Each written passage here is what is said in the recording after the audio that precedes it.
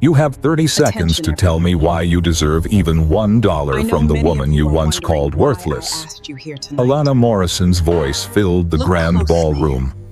500 guests fell silent. Her emerald gown shone under the lights as she looked down at the man who once promised to love her forever. Subscribe now. Your next chapter of strength starts right here. Jake Henderson sat at table 12, frozen. His face lost all color. He had no idea that the new owner of his old company, the mysterious woman everyone was whispering about, was his ex-wife. The same woman he had left behind when life got hard. The same woman he once called a burden. Now she stood tall, powerful, and calm. Every eye was on her. Karma had come, dressed in green silk. People say karma takes its time, but when it arrives, it doesn't come alone. It brings witnesses. Tonight, Alana Morrison was karma itself, holding $1.2 billion in her name. "Hey everyone," Alana began, her voice steady but warm. "I hope you're doing okay, wherever you're watching from. Maybe you're sitting in the cold or enjoying the sun. But I promise, this story will warm your heart." She smiled, but there was no arrogance in her face. "My name is Alana Morrison," she said softly, "and this is how I went from begging my husband not to leave our sick kids to becoming the woman who could buy his whole world before lunch." The crowd listened, silent and wide-eyed. "But before we go deeper," she continued, "before I tell you how a man can walk away from his wife and children while they fight for their lives, I want you to do one thing. Like this video if you believe people should face the pain they cause. Subscribe if you think loyalty should be rewarded and betrayal should be punished. And share this story, because walking away from your family is more than cruel. It's the biggest mistake you'll ever make." 3 years earlier, Alana Morrison believed in forever. She was 26, young, bright, and full of dreams. She believed 3 simple things. Love conquers all. Family comes first.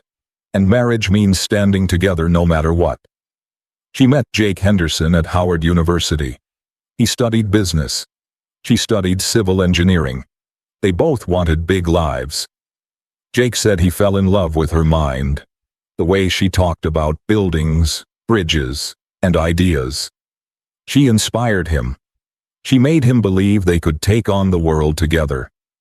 After 2 years of dating, they married in her hometown, Richmond, Virginia. It was a small but beautiful wedding. Her parents, both retired teachers, had saved for years to make it special. Jake's parents came, but their smiles were thin.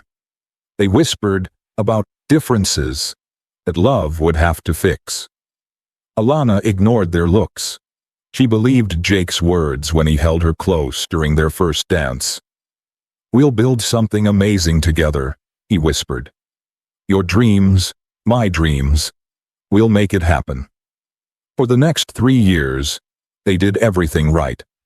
Alana worked full-time as an engineer and spent weekends building her own small company. Jake worked at Morrison & Associates, a real estate firm. He was charming, clever, and fast-rising. They lived in a small townhouse and saved every penny. Then Alana got pregnant, with triplets. The news was both joyful and scary. 3 babies meant 3 times the love, and 3 times the bills. Jake painted the nursery himself. 3 little engineers," he laughed, touching her belly. "They'll be as smart as you." But the pregnancy was hard. Alana was put on bed rest for 2 months. She watched their savings disappear while lying helpless in bed. Then, 10 weeks early, Zoe, Marcus, and Amara were born. Each baby weighed less than 3 pounds. The hospital became their second home. Machines beeped night and day. Alana lived by the incubators, learning how to feed and care for her fragile children. Every dollar went to medical bills, gas, and special supplies. Jake worked long hours. At first, he seemed strong, doing whatever it took to keep them going. But slowly, something changed. He started missing doctor appointments, saying work was too busy. He came home later each night. His excuses became routine. "I'm doing this for us," he'd say whenever Alana begged him to be present. "Someone has to keep the lights on." But Alana could feel the distance growing. He flinched when the babies cried. He avoided Marcus when he coughed. His love began to look like guilt. And soon, guilt turned into absence. What she didn't know was that Jake had found someone else. His boss, Victoria Sterling. She was older, beautiful, rich, and recently divorced. Their lunch meetings turned into dinners. She offered him comfort, luxury, and escape. "You're too talented for this life," Victoria told him one night. "You shouldn't be stuck with bad luck." Those words planted a seed. Jake started seeing his family as a problem, not a blessing. The man who once dreamed of building a future with Alana began chasing another kind of dream. One that didn't include her or the babies. The breaking point came one cold Tuesday. Marcus was in the hospital again with pneumonia. Alana hadn't slept in 2 days. She called Jake, her voice shaking. "Can you bring me a change of clothes and some food?" "I can't leave work," he said flatly. "It's just pneumonia." "Just pneumonia?" she whispered. "He's our son." "I have a meeting with Sterling Properties," he snapped. "Some of us have to think about the future." That night, when Marcus finally stabilized, Alana came home to a silent house. The kitchen light was on. Papers lay on the table. Divorce papers. Jake was gone. She stood there for a long time, reading the words through tears. Irreconcilable differences. Division of assets. Custody arrangements. Legal words that turned 7 years of love into a business deal. Her phone buzzed. A message from the hospital. Marcus was asking for Daddy. The nurse wanted to know if Jake would visit. Alana looked around the empty house. The photos on the wall, the half-empty coffee mug in the sink, the tiny shoes by the door, and realized she didn't even know where her husband slept anymore. But betrayal doesn't happen in one moment. It grows slowly, like a weed. It feeds on selfishness until love becomes something small and forgotten.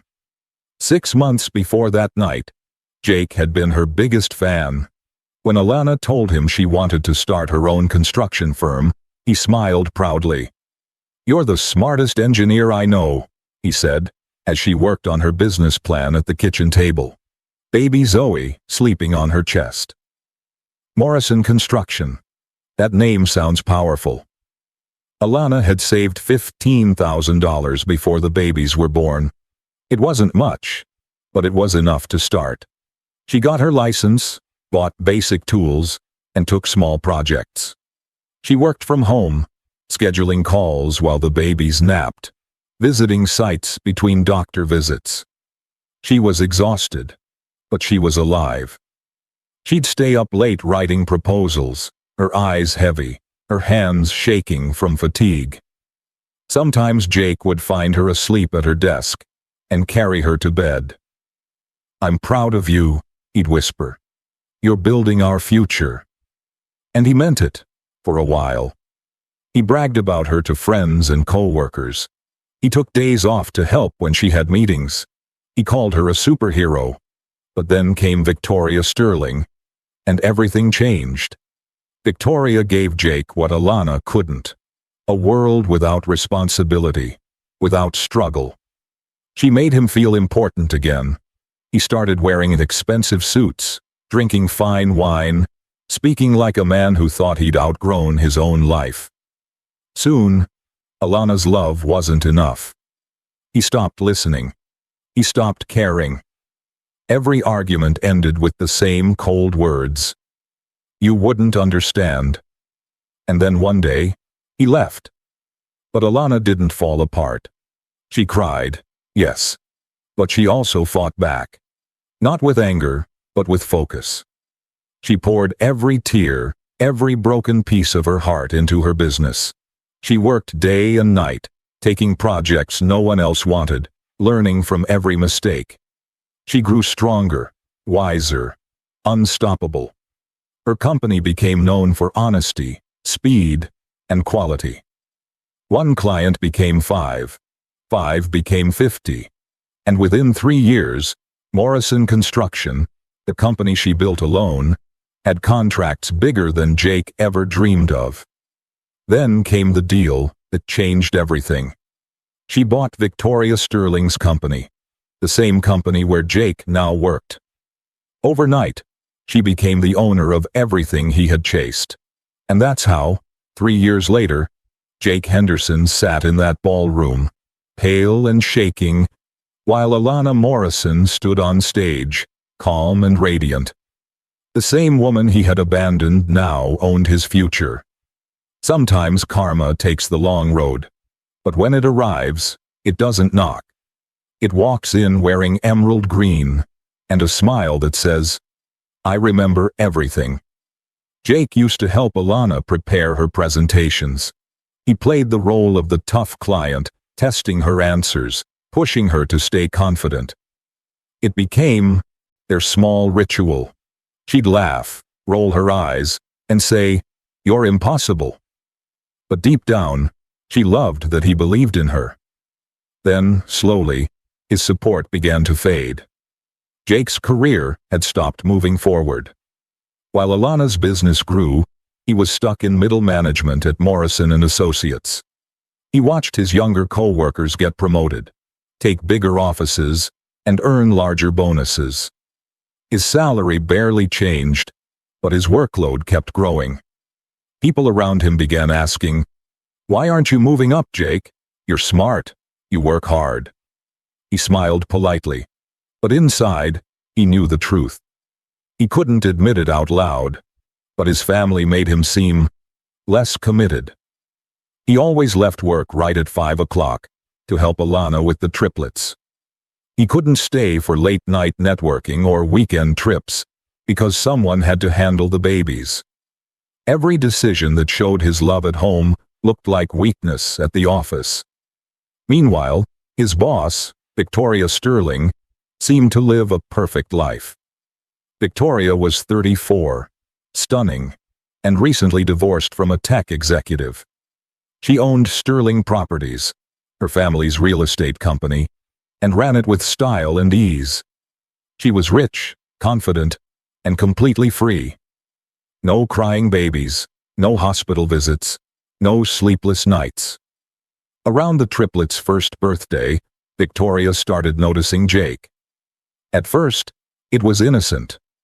She asked for his opinion on projects, praised his market reports, invited him to company dinners Alana couldn't attend. You have excellent instincts, she told him one evening after he closed a difficult deal. I think you're ready for more responsibility. Those words became a spark Jake didn't expect. More responsibility meant longer hours, more client dinners, more weekend meetings, always with Victoria. He told himself he was doing it for his family, but deep down, it was about him.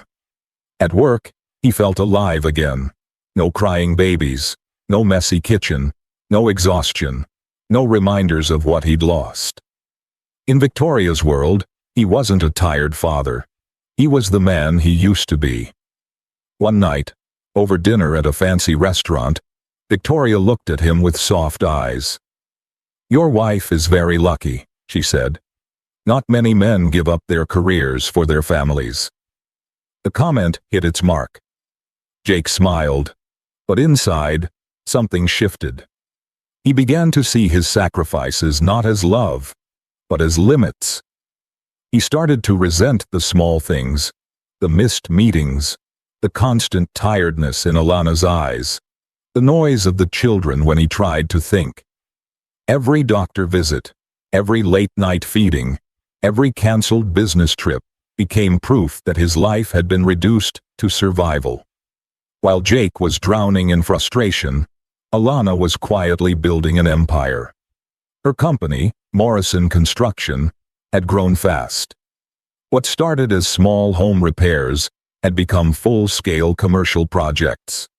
Her reputation spread. People said she was reliable, honest, and always on time. Jake had no idea how big things were about to get. For months, Alana had been working on something secret, a bid for a massive government contract. The Department of Transportation needed a minority-owned firm for a $750 million highway expansion. It was the biggest project of her career, maybe the biggest in the state. Her chances were tiny. Big companies with deep pockets were fighting for the same deal. But Alana worked day and night. She studied plans, spoke to engineers across the country, and designed ideas that could save millions in cost. She didn't tell Jake. She didn't want to raise hopes, not his, not hers. But she believed that if you prepare with everything you have, luck will find you. Ironically, while Jake complained that family had ruined his dreams, Alana was proving that love and determination could create miracles. Then came Thursday night, the moment everything cracked. Jake came home 2 hours late, saying another client dinner had gone long. Alana was feeding the triplets. Marcus needed his breathing treatment. Zoe was throwing cereal on the floor, and Amara was trying to walk between the chairs. "How was your day?" Alana asked softly, the same question she asked every night. "Fine," Jake said flatly, already walking upstairs. "I need a shower." As he passed, a sweet perfume lingered in the air. Expensive, floral, and completely unfamiliar. Alana froze. She noticed a faint lipstick mark on his collar. Her heart sank, but she said nothing. The truth was already screaming at her. That night, after the kids finally slept, Alana sat at her desk. She opened her laptop and began typing. Every excuse, every lie, every missed night, every piece of her heart that he had chipped away. She wasn't angry. Not yet. She was focused.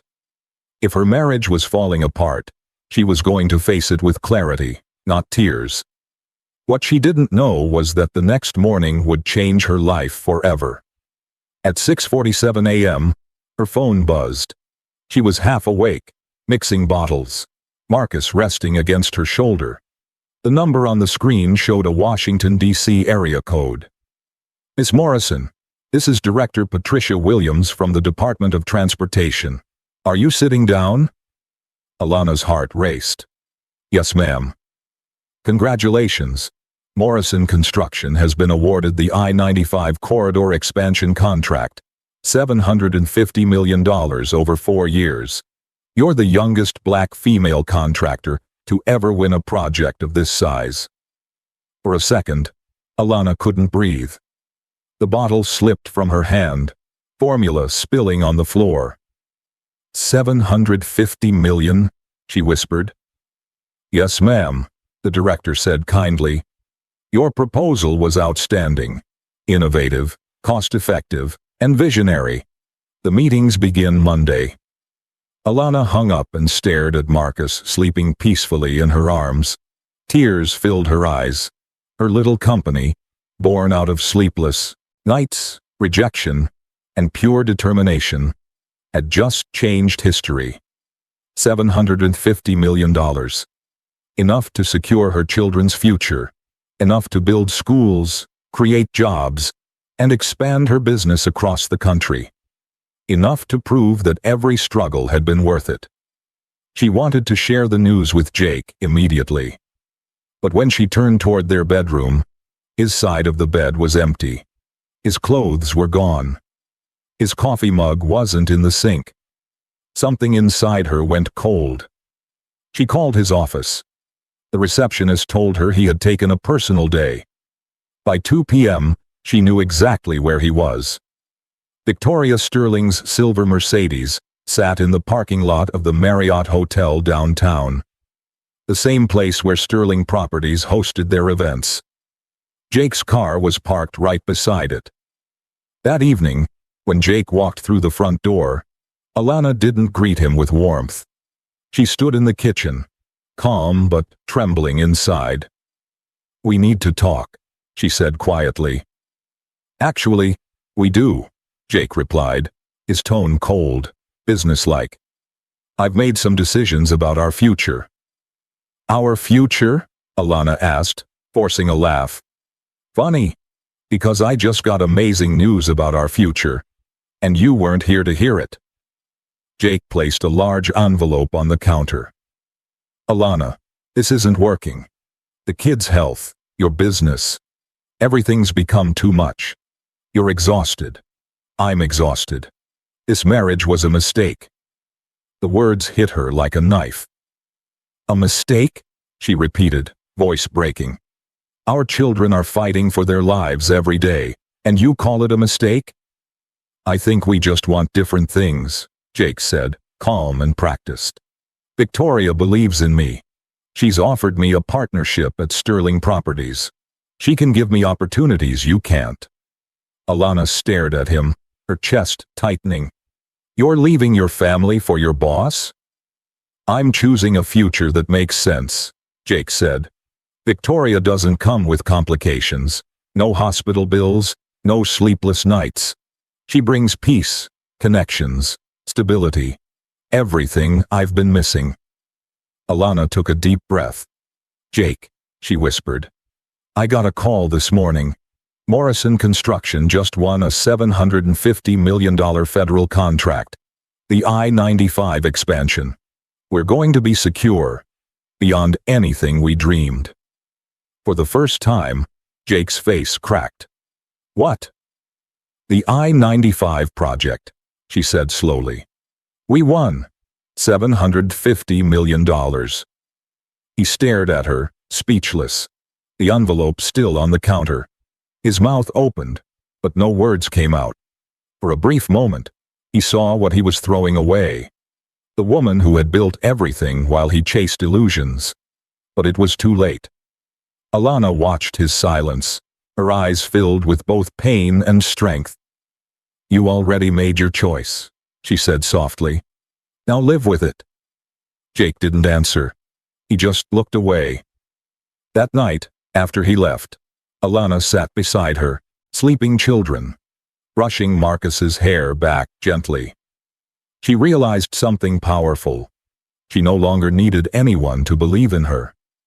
She believed in herself. Some women break when their world collapses. Others rise from the fire. Alana Morrison chose to rise. And in that moment, without knowing it, she became the storm that would one day sweep through every life that had ever doubted her. "But it looks like you've been busy making other plans." Jake's voice was calm, but his eyes flickered. Regret for a second, then cold pride. "That's great, Alana," he said stiffly. "Really. But money doesn't fix everything. Money can't make Marcus healthy. It can't bring back the life we had." Alana stared at him, her hands shaking. "Money gives our children the best care possible," she said quietly. "Money means we'll never have to choose between Marcus's treatments and rent. It means Zoe can get therapy. It means Amara's surgery happens at the best hospital, not wherever insurance sends us." Jake sighed and looked away. "And what about us, Alana? What about the life we planned? When was the last time we had dinner without someone crying? When did we last talk about something other than hospitals?" Alana felt something inside her snap. Not her heart, but her hope. "You're asking me to choose between my children and my husband." "I'm asking you to be realistic," Jake replied.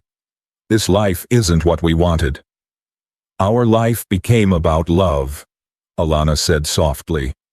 "It became about showing up, It became about proving that family means more than comfort. But I guess you never got that memo. Jake pulled a manila envelope from his briefcase. I've already filed for divorce, he said flatly. I'll ask for joint custody, but we both know you'll be the primary parent. I've also closed our joint account and transferred my share. You'll find the paperwork inside. The room spun. You emptied our savings? Alana whispered. That money was for the children's care. Half of that was mine. I'm entitled to it, Jake said coldly. Entitled? Alana's voice rose. You're entitled to abandon your sick kids and take their money? I'm entitled to start over, Jake snapped. I didn't choose this, Alana. Her eyes burned. You didn't choose to have children? You didn't choose to marry me? You didn't choose your vows? I didn't choose to have 3 sick kids who'll need care forever. Jake's words cut through the air like glass. I didn't choose to watch my career die while you built your empire. I didn't choose to become a nurse instead of a man. Silence fell heavy between them. In that moment, Alana saw the truth. Jake wasn't just leaving. He wanted her to forgive him for it. He wanted her to understand his selfishness. Instead, she found her strength. Get out, she said quietly. Alana, we can do this. Peacefully. Get out of my house. Stay away from my children. Her voice was steady, almost calm. And when Victoria gets tired of you, when you realize you traded love for convenience, don't come back. Don't call. Don't ask for forgiveness. Jake picked up his papers. You'll understand one day. This is better for everyone. But as the door closed, Alana knew Jake Henderson had just made the most expensive mistake of his life. He'd walked away from a woman who had just secured $750 million in contracts. He'd abandoned children who would one day grow strong. He had chosen comfort over love, and underestimated the woman he once called his wife. The next morning, Alana woke to silence. No footsteps. No partner. Just the sound of 3 tiny lives depending entirely on her. The first month after Jake left felt like trying to rebuild a house during an earthquake. Being a single mother to 3 fragile toddlers while launching a federal construction project pushed her past every limit she thought she had. Marcus got pneumonia again the same week she was due to sign the government contracts. Alana spent 48 hours in the ICU, laptop balanced on her knees, finalizing schedules while her son slept under oxygen tubes. Miss Morrison, said Director Williams on a video call from the hospital, we need your signature by Friday. Any delay could cost the entire project. I understand, Alana said, her voice calm even as her heart raced. You'll have them by Thursday. She didn't mention that her legal team was one exhausted lawyer billing $200 an hour, or that most nights she reviewed contracts alone at 2 a.m. while her children slept. Meanwhile, Jake was living a very different life. Victoria wasted no time showing him off. Within weeks, she introduced him as her partner at luxury events. His photo appeared in Sterling Properties press releases. She bought him designer suits, taught him which fork to use at charity dinners, and introduced him to people who could double his status overnight. To the world, Jake looked like a man who had traded up, from stress to success, from crying babies to champagne smiles. He certainly landed on his feet, Mrs. Chin, Alana's elderly neighbor, said one afternoon, as Jake's new BMW idled in the driveway. That's quite an upgrade from the Honda. Alana forced a smile but said nothing. She noticed what others didn't. The way Jake stayed in the car instead of coming to the door. The way Victoria's nanny dropped off the kids. Not Jake.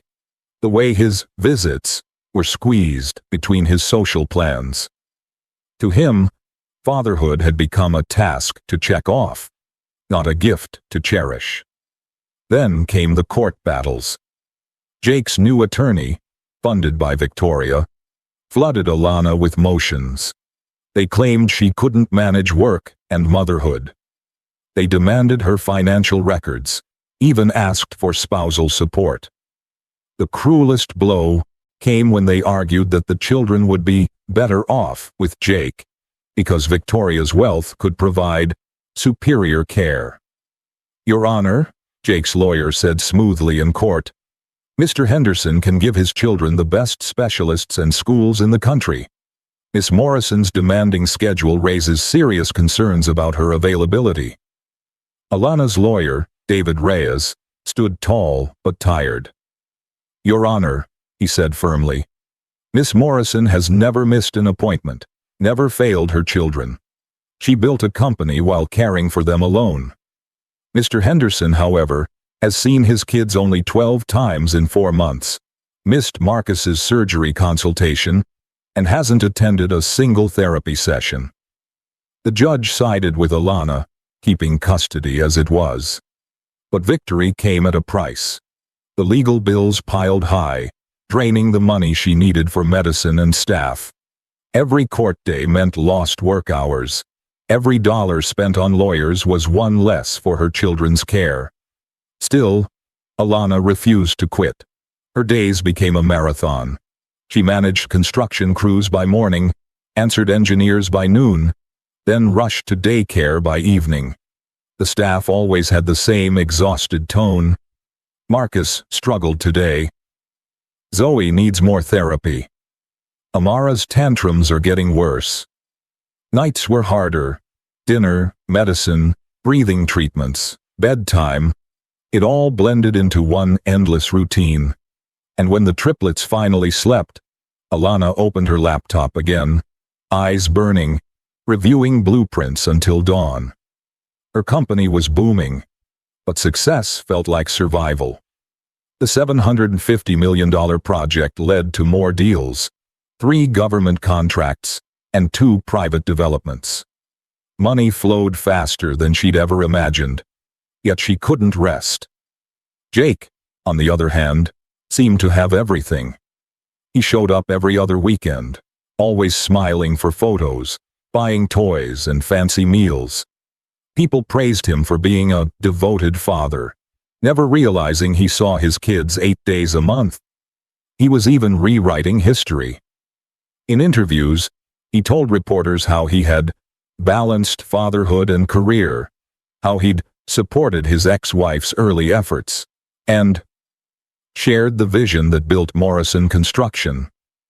He painted himself as the man who had given Alana her start, not the one who walked out when things got hard. Alana didn't respond publicly. She didn't need to. Every headline about her projects, every award, every building with her company's logo was proof of the truth.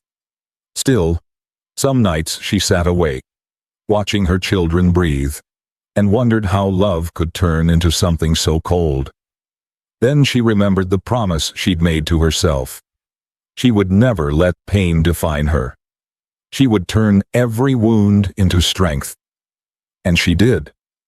For 3 years, Alana Morrison fought through sleepless nights, unfair courts, and endless deadlines. She became sharper, tougher, more focused. She built Morrison Construction into one of the top firms in the country, not for fame, but for her children. She put their names on every project: Zoe Towers, Marcus Heights, Amara Square. Each building was a promise that no matter who left them, their mother never would. And somewhere in a glittering penthouse, Jake Henderson watched from afar, realizing too late that every success story with the name Morrison on it carried a lesson meant for him. Jake had started calling himself a devoted father. In interviews, he spoke about sacrifice and love, about working hard to give his children a better life.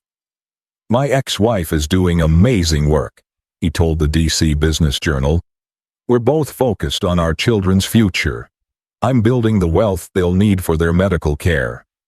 Alana read that article while waiting for Marcus's blood results. As she finished the last line, something inside her went cold. Jake had twisted the story so perfectly that people now believed him. He wasn't the man who left his sick kids. He was the hero who made hard choices. The lies were smooth, elegant, and convincing. Even Alana sometimes wondered if her memory was betraying her. Had Jake really been that cold? Was she exaggerating the past? But deep down, she knew the truth. Victoria Sterling had been the architect of Jake's new image. She built him back up. Not as a cheater, not as a coward, but as a misunderstood father trying to do the right thing. At business galas and charity dinners, Victoria talked about Jake like he was a saint. He could have chosen the easy path, she said once on stage. But instead, he chose responsibility. He chose to build something lasting for his children. The audience clapped, smiling warmly at Jake. They didn't see the truth. The man who left 3 children gasping for air while chasing power and status.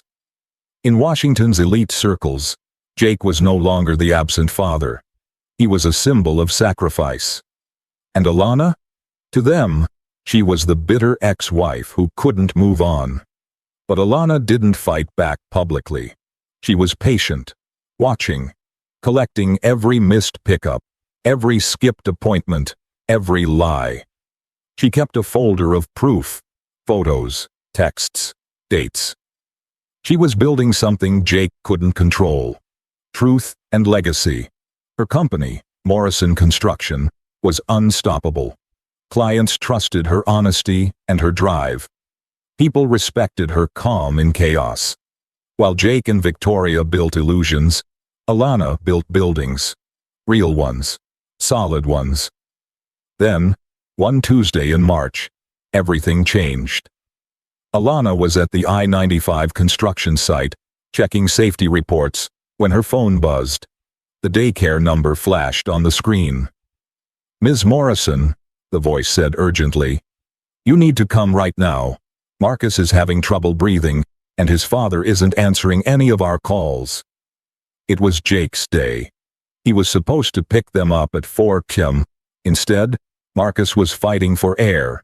Zoe was crying, and Amara kept asking why Daddy never came when he promised. Alana drove like lightning.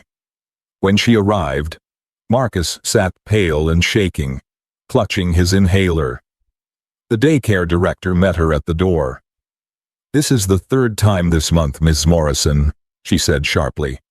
"We've called his office, his cell, even his assistant. No one answers." Alana bit back tears, gathered her children, and drove them to the doctor. Marcus needed treatment again. Her client meeting had to be cancelled. Another opportunity lost, all because Jake couldn't show up. That night, Jake finally called. His tone was casual, almost bored. "Sorry about that," he said. "Last-minute business trip. I'll make it up next weekend. Victoria got circus tickets. The kids will love it." Alana felt nothing but disgust. The circus. That's what her children's lives had become. A show Jake visited between his meetings. The next morning, she stopped being forgiving. She called David Reyes. "File for full custody," she said. Her voice didn't shake this time. Then she made another call. To a private investigator named Rebecca Martinez, recommended by a client who had once survived a messy divorce. Alana didn't know it yet, but this decision would uncover truths darker than she ever imagined. A few weeks later, Rebecca arrived at Alana's office carrying a thick envelope. "Miss Morrison," she said softly, "you need to sit down. What I found goes way beyond custody." At 5 a.m. the next morning, Alana sat alone in her kitchen, the house silent except for the hum of the refrigerator. The triplets were still asleep upstairs. She opened the envelope. Inside were photos, documents, and bank records that turned her blood to ice. Jake hadn't just left her. He had robbed her. The first page showed a condo mortgage, a luxury apartment in Georgetown worth $1.2 million, purchased 3 weeks before Jake filed for divorce. The down payment? $240,000. The signature? Jake's. The money? From their joint account. The second document showed how he had drained their savings, little by little, over 6 months, moving it to a private investment account. That money was meant for Marcus's treatments, Zoe's therapy, Amara's surgery. But Jake had used it to impress Victoria. Then came the worst part. Page 12. Jake had taken out a second mortgage on their home, forging Alana's digital signature from old loan files. He'd borrowed $150,000 in her name and sent it straight to Sterling Properties as an investment. Alana's hands shook. The home she was fighting to protect, the one she worked night after night to keep, was in danger of being taken away. All because Jake had turned their love into currency. Her entire marriage had been a business deal to him, one he'd cashed out of.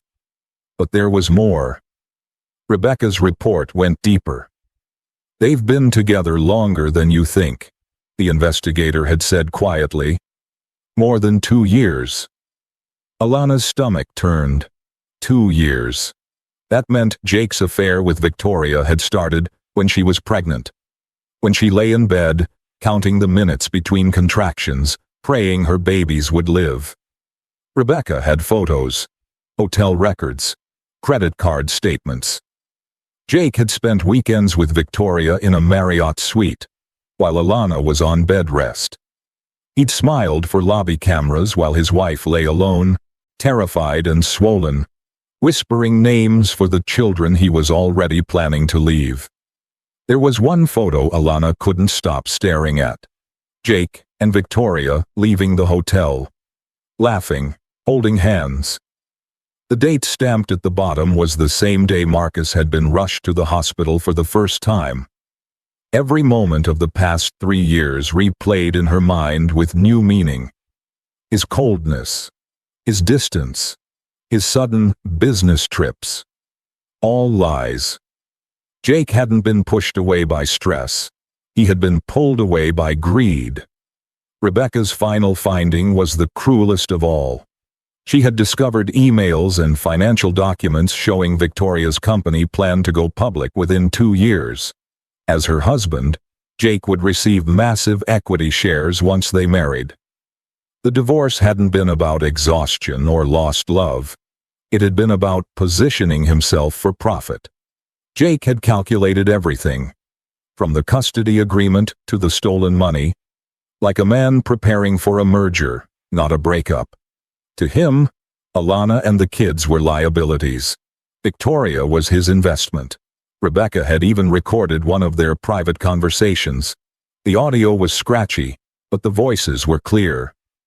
"When this is over," Victoria said, "you'll have everything you want. The custody deal keeps her too busy to fight. By the time our IPO launches, you'll be worth $50 million. Jake laughed nervously. "I just don't want her coming after me later. The kids are expensive." Victoria's tone turned sharp. "Don't worry about her. She's drowning in work. Let her build her little company. We're building an empire."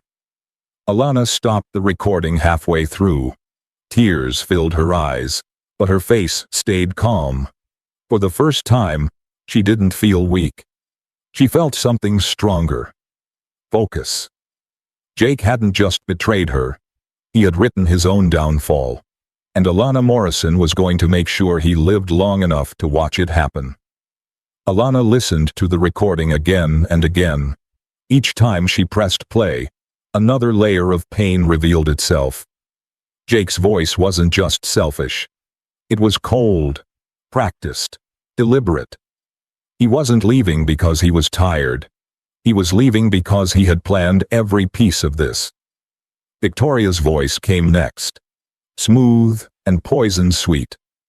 She spoke about Alana's children as if they were numbers on a spreadsheet. not tiny hearts that beat inside their mother's world. "By the time our IPO goes through," Victoria said, "you'll be worth 50 million. What your ex-wife does won't matter." That line replayed in Alana's mind like a wound that refused to close. Jake had traded love for profit. He had sold his family's peace for a woman's wealth. In that moment, Alana realized something far heavier than betrayal. She had never truly known Jake Henderson at all. The man she loved, the man she married, was either an illusion or had been eaten alive by greed. 7 years of marriage, 3 beautiful children, and a life they'd built together. All gone. All sacrificed for Victoria's fortune and Jake's hunger to feel powerful. That morning, Alana's tears finally dried. She didn't cry because of heartbreak anymore. She cried because she had been a fool to expect honor from someone who had none. When the sun came up, she made 4 phone calls, each one calm, precise, and life-changing. First, she called her lawyer to start criminal charges against Jake for fraud and forgery. Second, she called her bank to report the fake loan papers with her forged signature. Third, she called the Department of Transportation, warning them about Sterling Properties and their federal contract bids. A direct conflict of interest since Jake had worked on those projects. And the fourth call was to the children's pediatrician. She scheduled therapy for Zoe, Marcus, and Amara, because they deserved to know, in their small, tender way, that their father's absence wasn't their fault. That evening, she sat with the triplets for story time.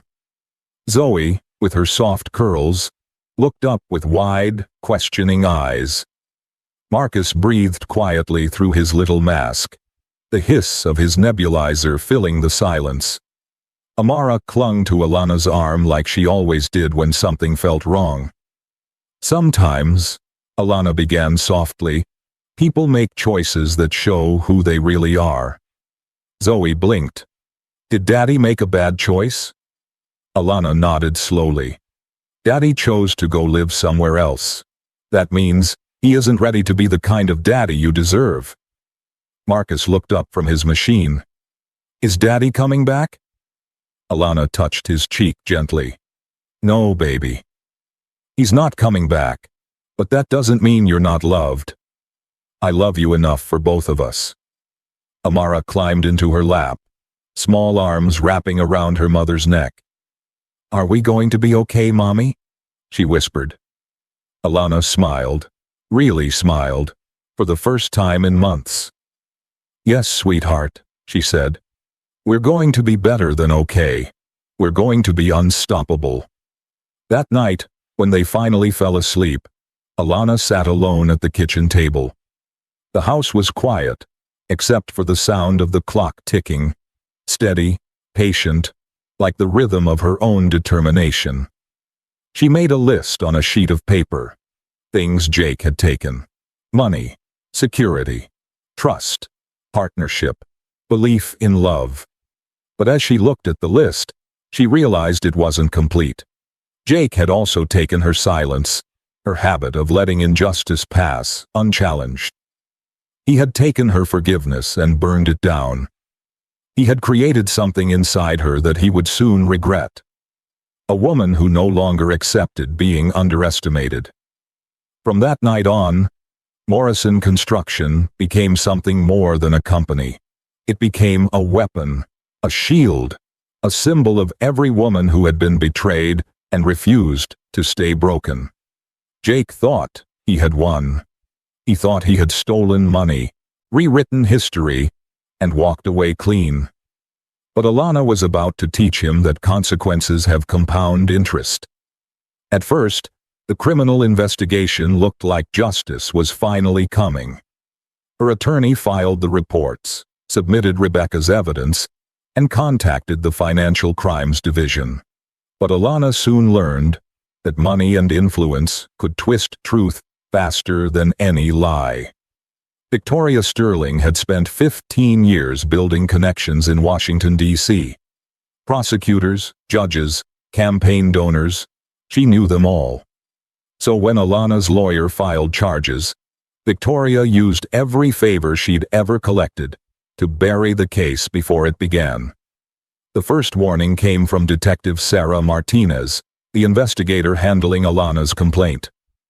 "Miss Morrison," she said over the phone, "we've hit some complications." "What kind of complications?" Alana asked.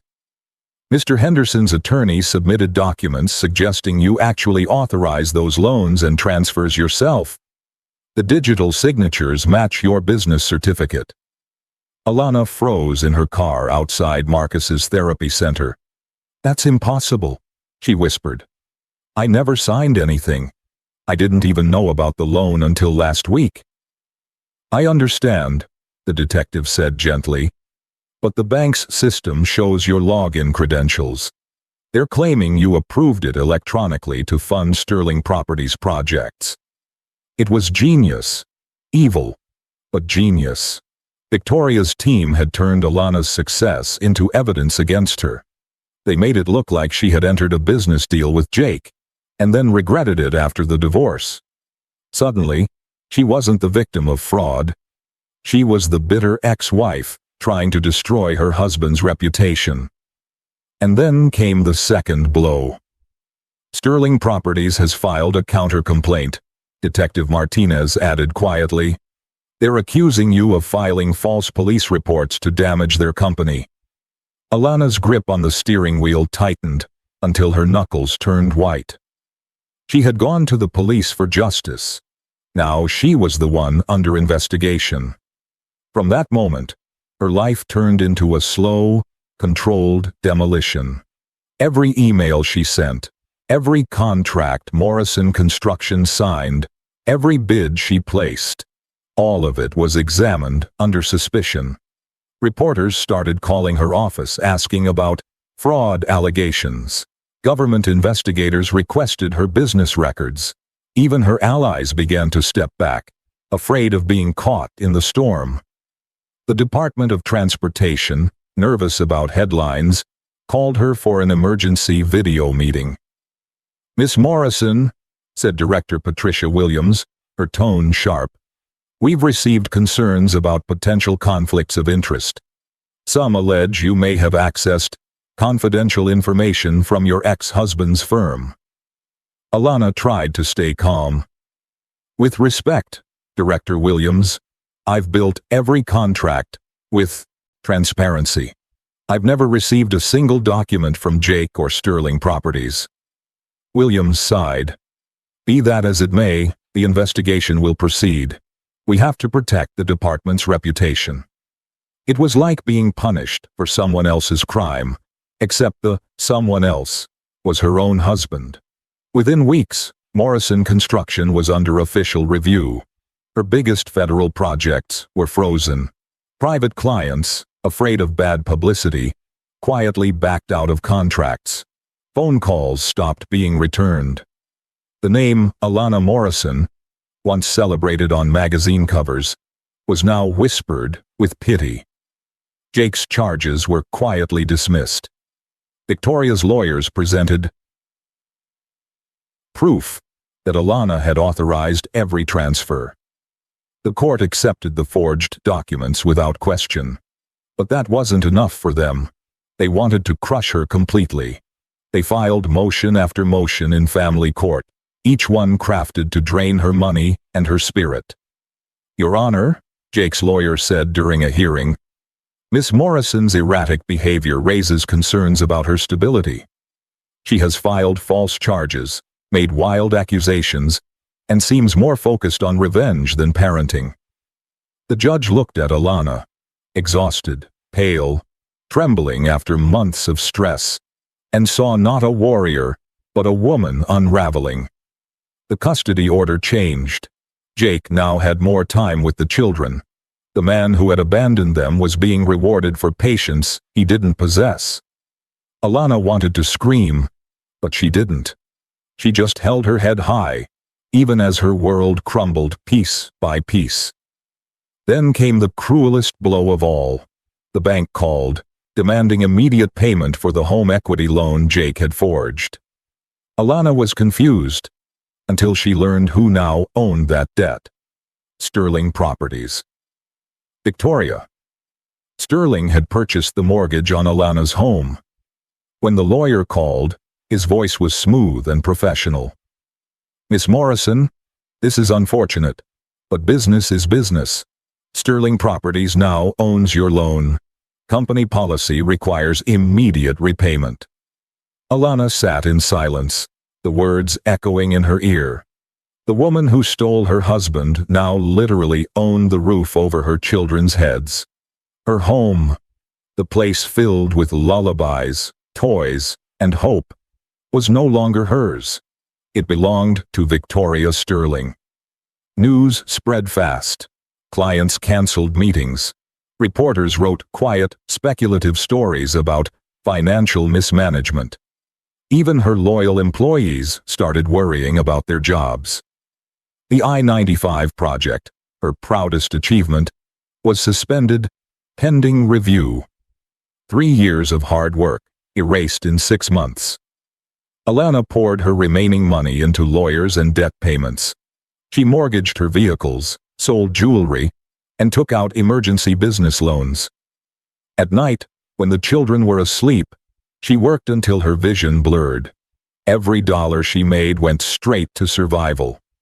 One by one, her friends disappeared.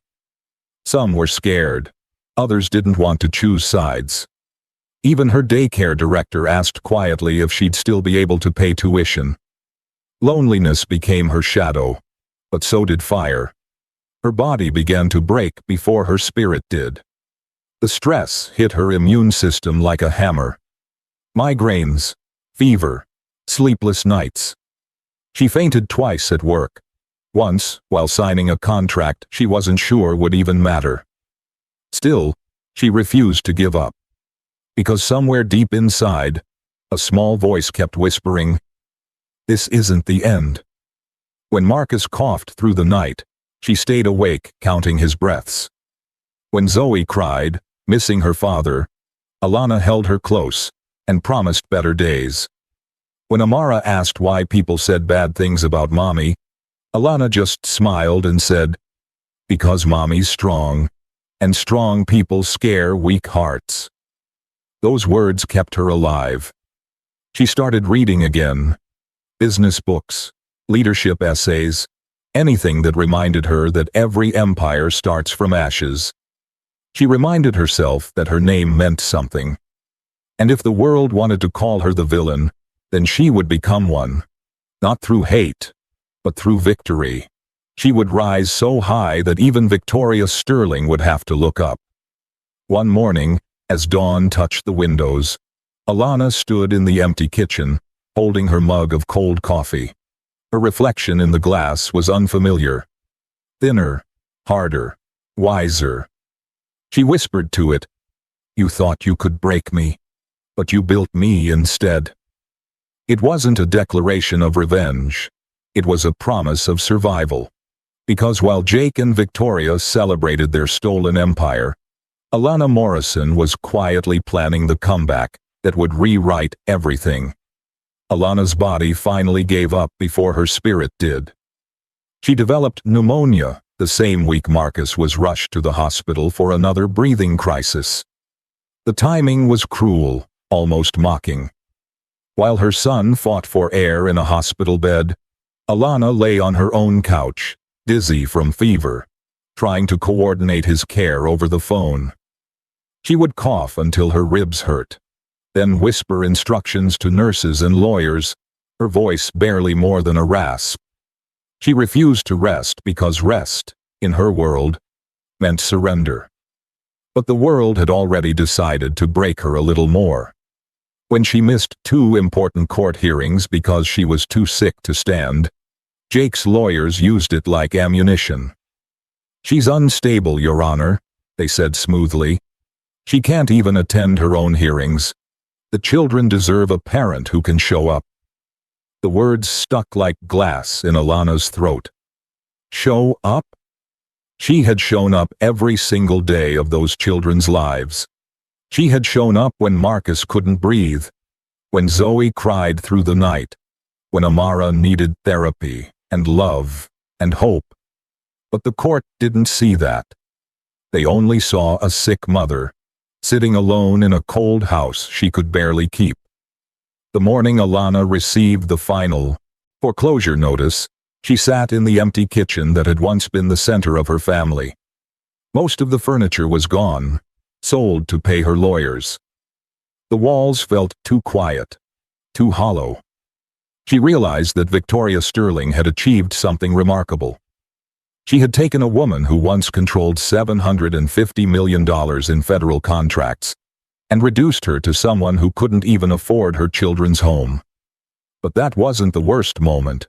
The worst came later, when Jake showed up at her door with a court order in his hand and a moving truck waiting at the curb. "Alana, this doesn't have to be difficult," he said, standing on the porch of the house he had helped steal. His tone was calm, businesslike, as if they were discussing a simple contract instead of the lives of 3 children. "The judge believes the kids need stability, and honestly, I can give them that better than you can right now." Behind him, Victoria waited in her silver Mercedes, sunglasses hiding the satisfaction in her eyes. She didn't say a word, but she didn't need to. The smile on her lips said it all. Victory tasted sweet. "You're not taking my children," Alana said, her voice breaking from both illness and fury. Jake sighed. "I'm not taking them. The court is awarding them to me temporarily. 6 months. Until you can prove you're stable again. Look around, Alana. You can't even keep a roof over their heads. How are you going to take care of 3 special needs kids when you can't take care of yourself?" The words cut deeper than any knife. The custody order might have said temporary, but it felt final. Zoe, Marcus, and Amara would live with Jake and Victoria for 6 months, while Alana proved she was capable. As if years of sleepless nights, hospital stays, and sacrifice weren't already proof enough. From the window, she watched as Jake loaded the children's small suitcases into Victoria's luxury car. Marcus cried softly when his breathing mask was removed for the ride. Zoe kept asking when they'd come back. Amara, too young to understand, waved happily to her mother through the window. Alana waved back with shaking hands and eyes full of tears she refused to let fall. When the car drove away, she didn't collapse. She just stood there, silent, in the middle of her empty living room. A warrior who had lost every battle but refused to stop fighting. Her business was gone. Her home was gone. Her children were gone. Her name was being dragged through courts and newspapers.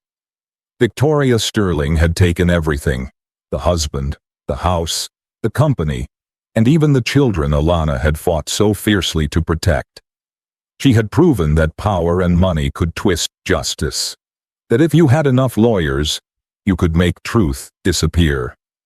That night, Alana sat on the bare floor where her kitchen table used to be. The house echoed with silence. Her breath came in slow, painful waves.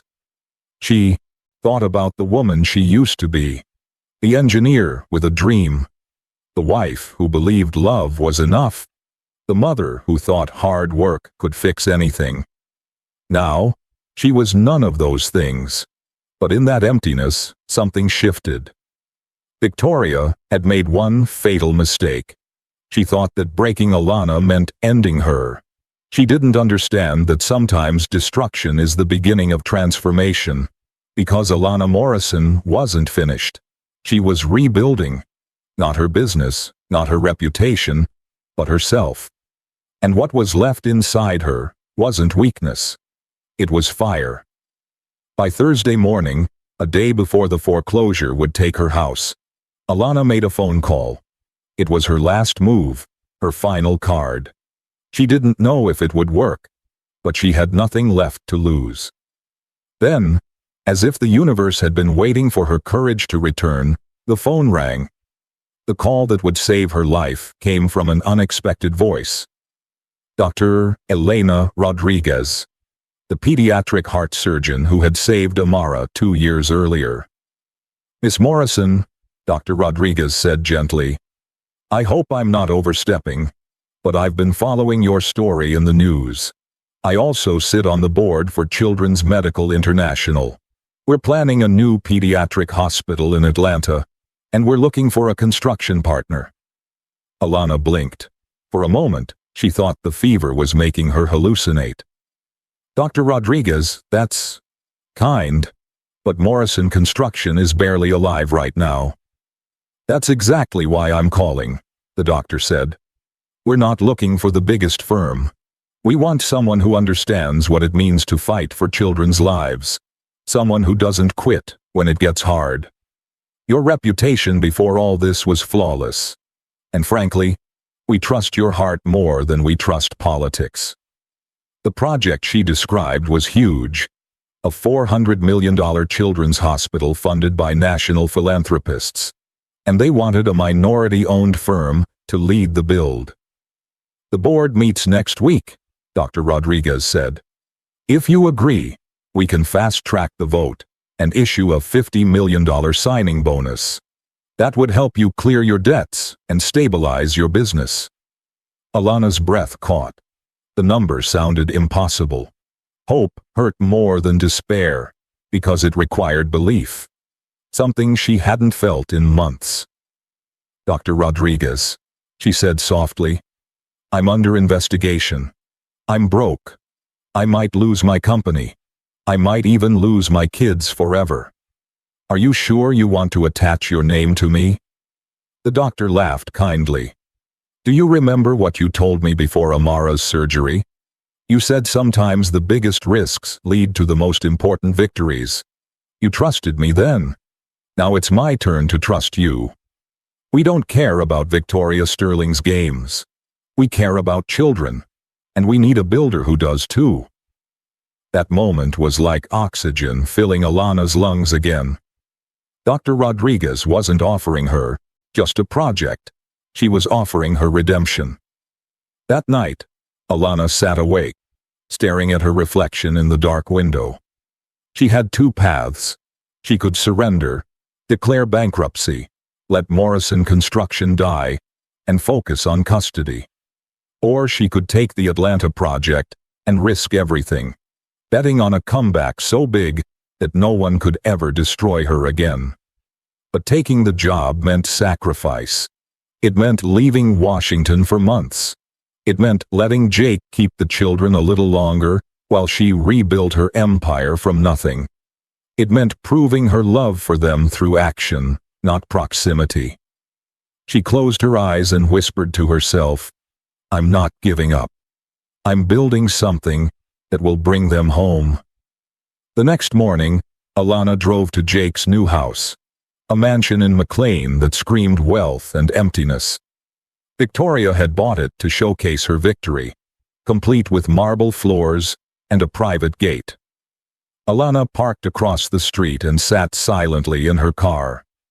Through the large window, she saw Zoe surrounded by toys, Marcus quietly watching TV, his breathing machine humming beside him, and Amara dancing in the middle of the polished floor. They looked cared for, well-fed, clean, calm, but not loved. Not the way she loved them. Victoria moved through the room like a museum guard, efficient but detached. Jake wasn't there. Of course he wasn't. Alana's chest tightened as she whispered to the window, "I'm not abandoning you. I'm building your future, one that no one can take away." Her words fogged the glass, and for a moment, it looked like the house was exhaling with her. 2 days later, Alana signed the Atlanta contract in Dr. Rodriguez's office. The lawyers attended via video call, signatures glowing on screens. When she finished, $50 million appeared in Morrison Construction's account. It wasn't just money. It was life support. The first thing she did was pay her workers, settle legal bills, and clear her house for closure. The second thing she did was whisper a quiet thank you to the universe. Then came the real work. Children's Medical International gathered a team of people who reminded Alana of who she used to be: smart, passionate, kind. Architects, engineers, nurses, and project managers who believed that hospitals should heal both bodies and hearts. "This isn't just another building," said Michael Chen, the lead architect. "It's a promise, a place that gives kids a chance to live." For the first time in a long time, Alana felt understood. These people didn't see her as a scandal or a failure. They saw her as someone who had lived through the very pain they were trying to ease. When she suggested small design changes, wider hallways for wheelchairs, softer lighting for sensitive eyes, quieter ventilation for respiratory kids, they listened. They didn't laugh. They nodded and took notes. It felt like coming home. But as the Atlanta project gained momentum, so did the whispers from D.C. Victoria wasn't happy. Sterling Properties had been trying to secure hospital construction contracts across the Southeast. Now Alana had beaten them to one of the biggest deals of the decade. Alana knew what that meant. The war wasn't over. It had just changed battlefields. Victoria would come for her again, with lawsuits, rumors, and influence. But this time, Alana wasn't the same woman who sat crying in an empty house. This time, she was ready. Because sometimes survival isn't about escaping the storm. It's about becoming the thunder. For the first time since her life had fallen apart, Alana wasn't alone in the fight. The international contracts for Children's Medical International were backed by some of the wealthiest philanthropists in the country. These weren't just donors. They were power players, people who could make or break political careers. And when Alana's name started circulating in those circles, doors began opening that had been locked for years. Victoria's influence no longer scared everyone. Money could buy lawyers, but it couldn't buy integrity. And this time, Alana had both. 6 months into the Atlanta project, everything shifted again. Alana was reviewing new site plans when her phone rang. It was a name she hadn't seen in over a year. Rebecca Martinez, the private investigator who had once exposed Jake's financial crimes. "Miss Morrison," Rebecca said, her voice steady but urgent. "I found something you need to see immediately. Can you fly back to D.C. this weekend?" Alana's pulse quickened. "Is it about the money?" "No," Rebecca replied. "It's about the children. And Jake." When Alana landed in Washington, Rebecca was waiting with a folder so thick it could have been a book. Inside was the kind of evidence that even Victoria Sterling's army of lawyers couldn't hide or twist. Hotel receipts showed Jake leaving the triplets alone in Victoria's penthouse for days, while he and Victoria traveled together on business. Medical files revealed missed therapy sessions, canceled appointments, and delayed treatments, proof that the children's health had been neglected. But the most damning piece wasn't on paper. It was on video. Rebecca set a tablet on the table and pressed play. The footage came from Victoria's own home security system, audio recordings pulled by digital forensics experts. Victoria's voice filled the room, cold and careless. "These children are exhausting," she complained. "The little one with the breathing problem cries constantly, and those therapy sessions ruin my schedule. I cannot wait until we can send them back to their mother." Alana's stomach twisted. She could barely breathe as the assistant's voice replied, "What about Mr. Henderson?" "Jake, her ex-husband, her children's father." "Jake is useful," Victoria said, "but he comes with more baggage than I expected. Once our IPO is complete, and I have what I need from him, I'll move on to someone less complicated." The room went silent except for the faint hum of the recording. Rebecca finally spoke. "These clips are verified. Digital forensics confirmed timestamps, voice signatures, everything. It's ironclad." For a long time, Alana couldn't move. She just stared at the paused screen, Victoria's perfect face frozen mid-sentence, and realized that every sacrifice, every humiliation, had brought her to this exact moment. The woman who had stolen her husband, her home, and her children, had finally exposed herself. It wasn't just about revenge anymore. It was about protection. Alana closed the folder carefully, her voice steady when she finally spoke. "Rebecca, this time, we're not just going to fight back. We're going to finish this."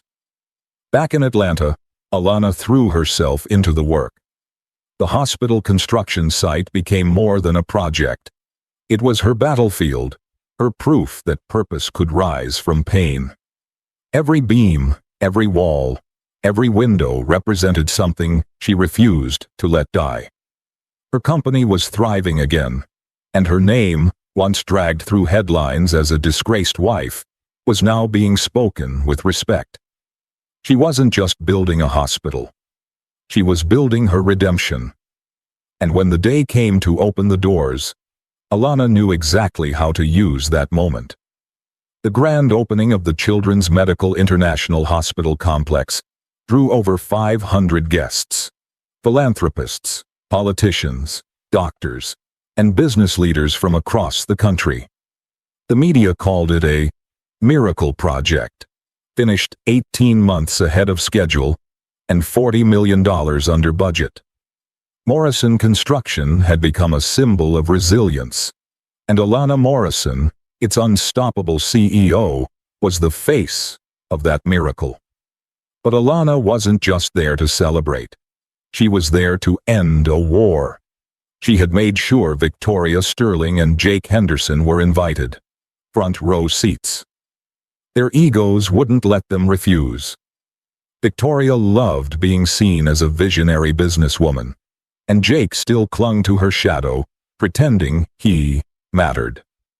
30 minutes before her speech, Alana stood backstage, adjusting the emerald gown Dr. Rodriguez had chosen for her.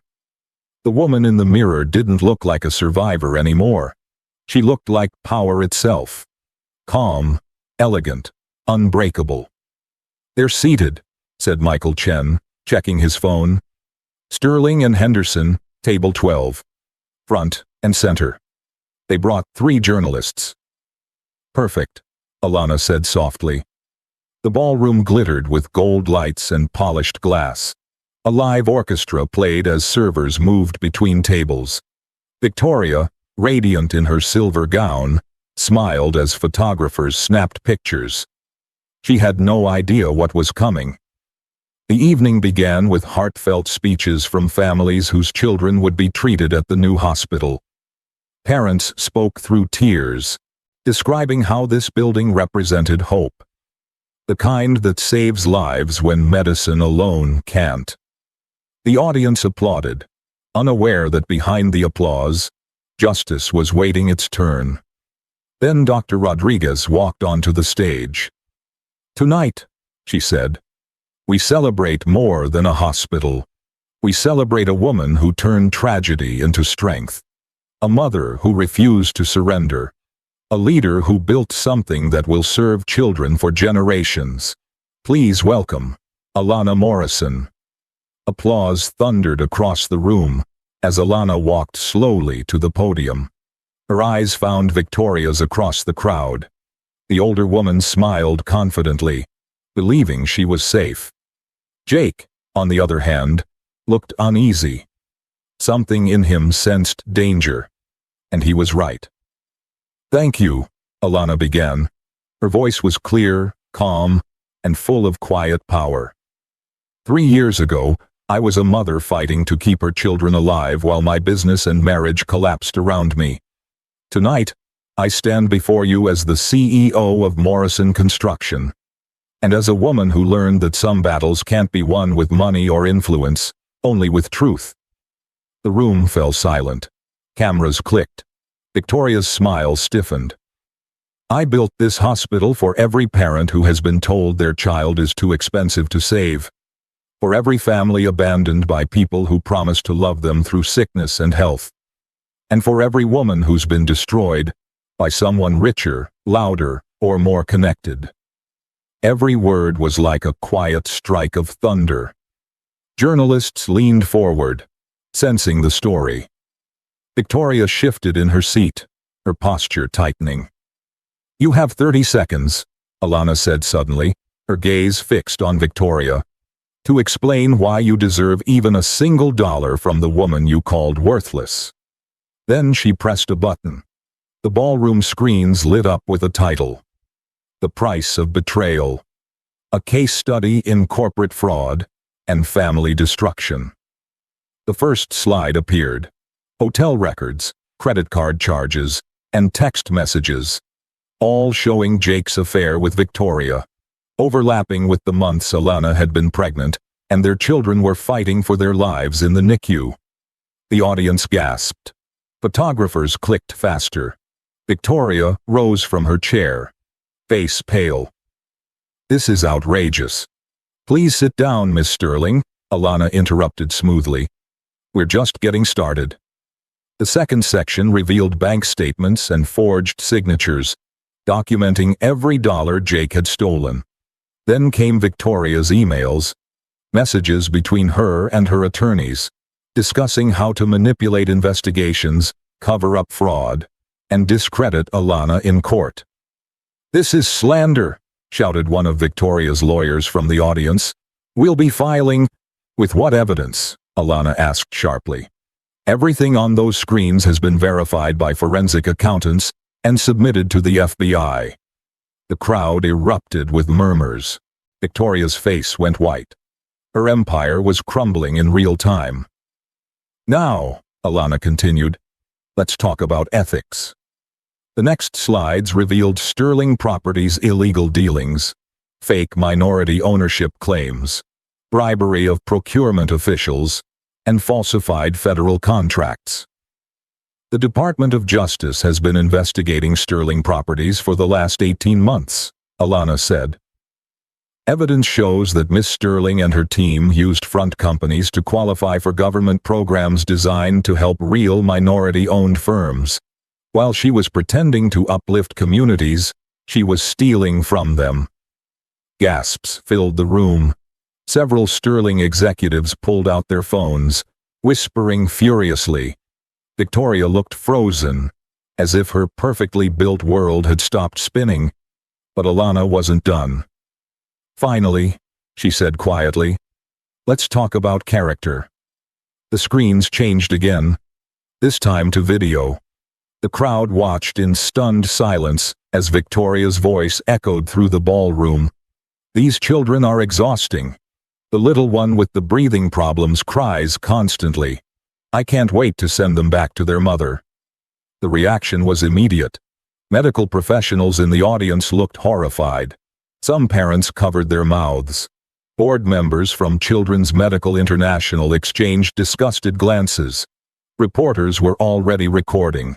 The footage continued. Jake is useful, Victoria's voice said coldly. But he comes with baggage. Once I get what I need, I'll move on to someone less complicated. Every eye turned toward Victoria, the woman who had spent years cultivating the image of generosity and compassion. Now, her cruelty was public.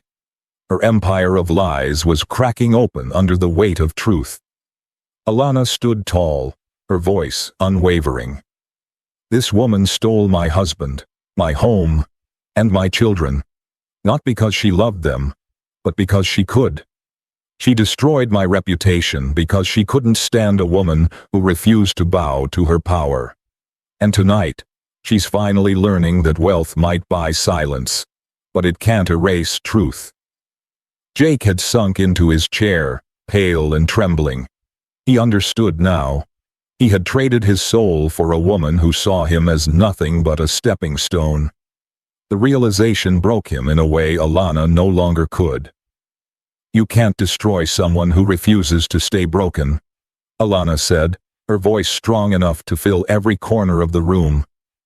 "You can't defeat someone who turns pain into purpose. And you can't silence a mother fighting for her children."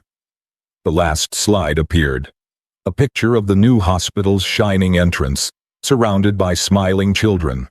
Then, the words, "Morrison Construction, building futures that money can't buy." The audience rose in thunderous applause. Cameras flashed.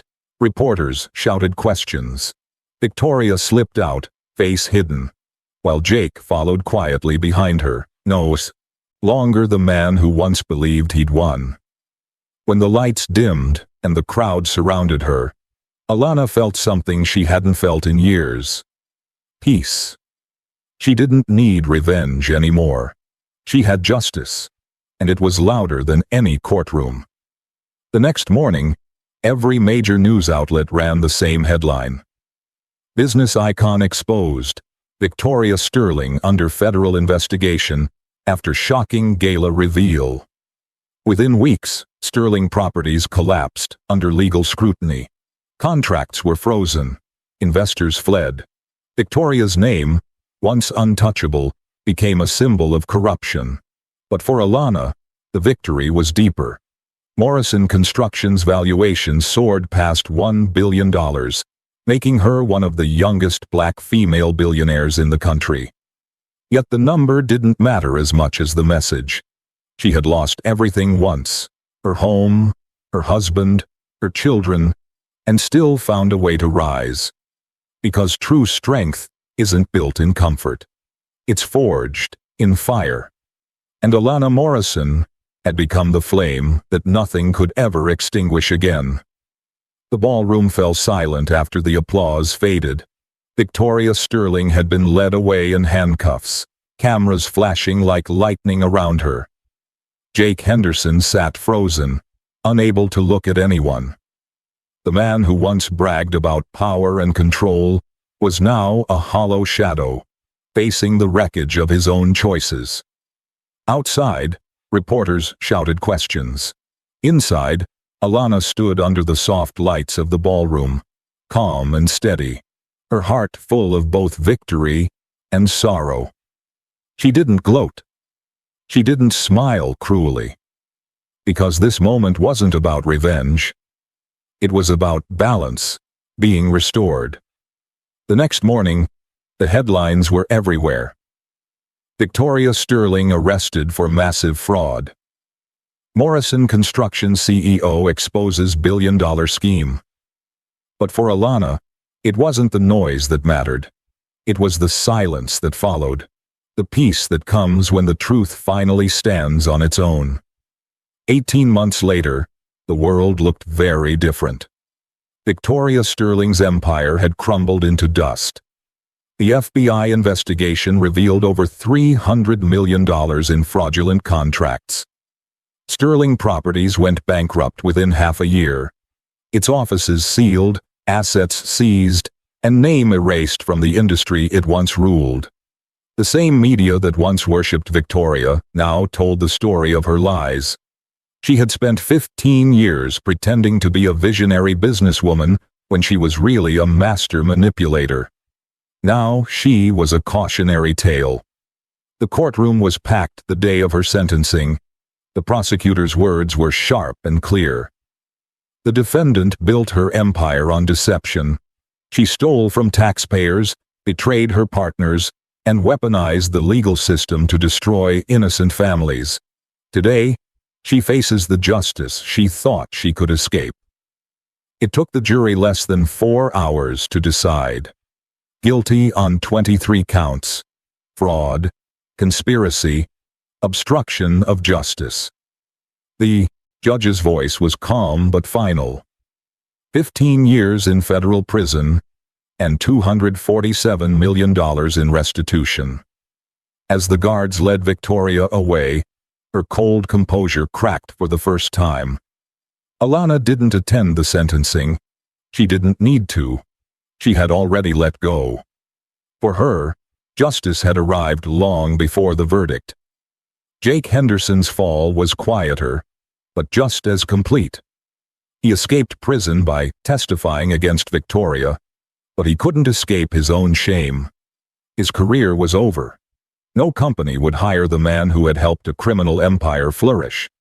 The same people who once admired his ambition now treated him like a bad memory. He lost his reputation, his fortune, and the illusion that money could replace character. He was free, but broke, forgotten, and completely alone. When the custody case reopened, the outcome was never in doubt. The court took one look at the headlines and decided. Full custody to Alana Morrison. Supervised visits only if she allowed them. The hearing was quiet, almost tender. Jake sat at the far end of the courtroom, looking at the 3 small children he had once called his entire world. Zoe, now 6, sat beside her mother, her hand wrapped gently around Marcus's. Amara sat closest to Alana, smiling with quiet confidence.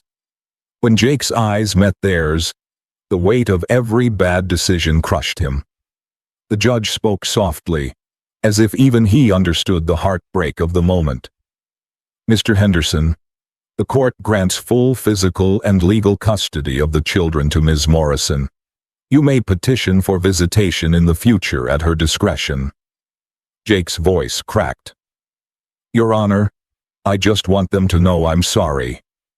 But Zoe only stared, unsure if she believed him. Marcus kept his eyes on the floor, and Amara, brave as ever, whispered the question that broke what was left of Jake's pride. Daddy, are you coming to live with us now?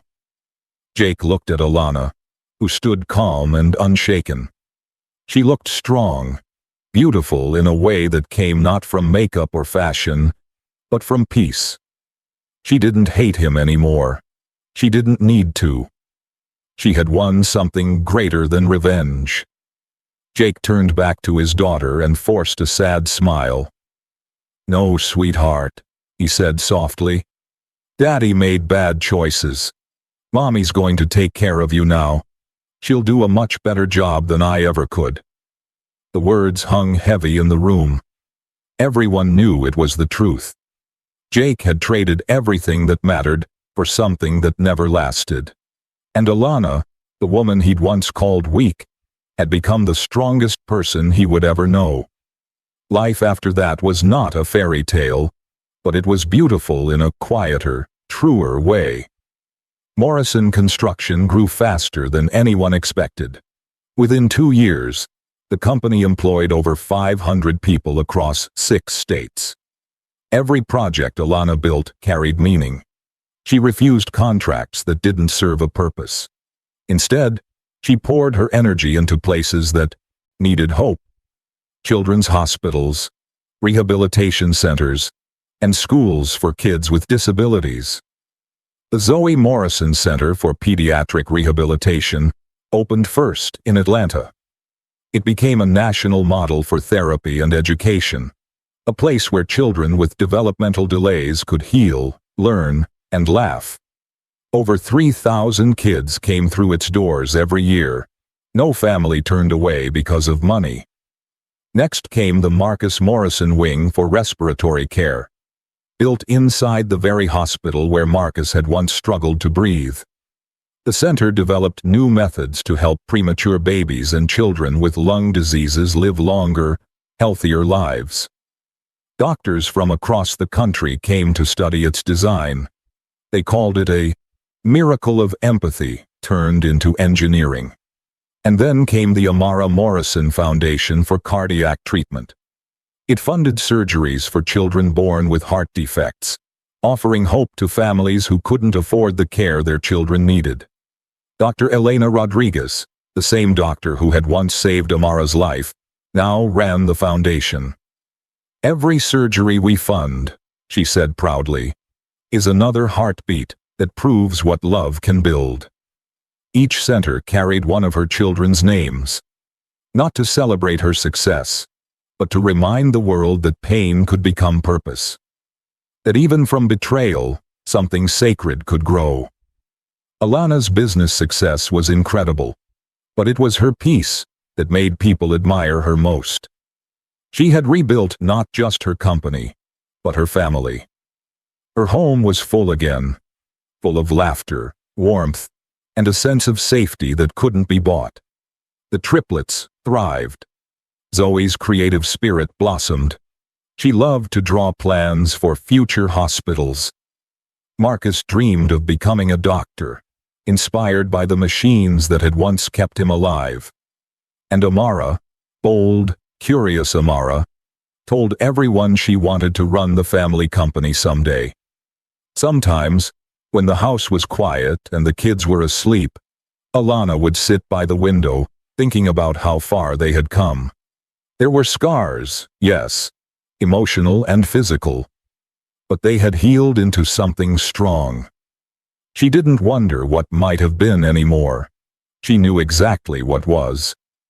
One evening, years later, she attended a small ceremony at the Zoe Morrison Center. The staff had organized a surprise dedication, adding a bronze plaque to the hospital's entrance. It read, "Built by a mother who turned pain into purpose and love into legacy." When she saw it, Alana smiled through tears.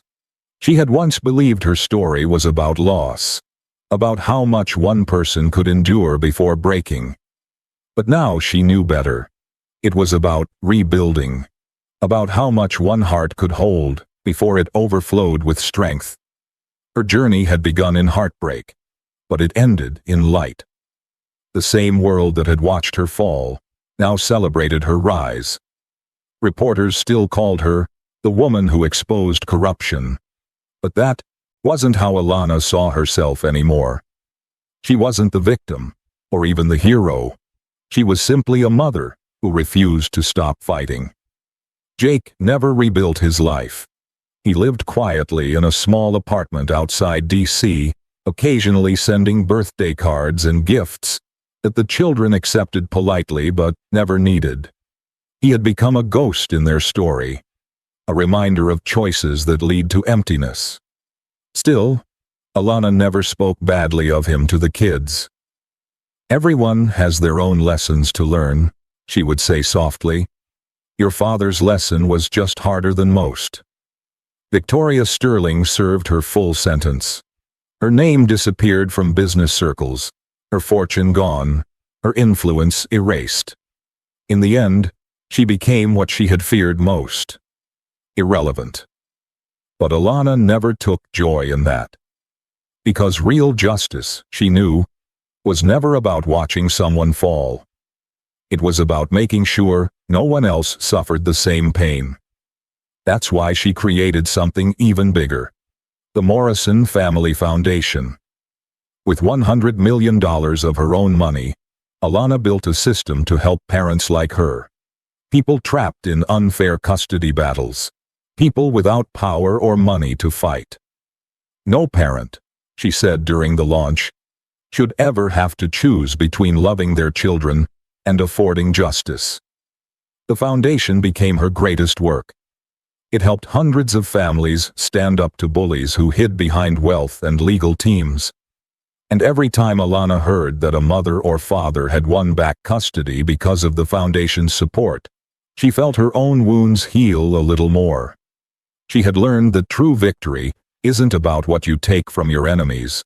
It's about what you give back to the world after surviving them.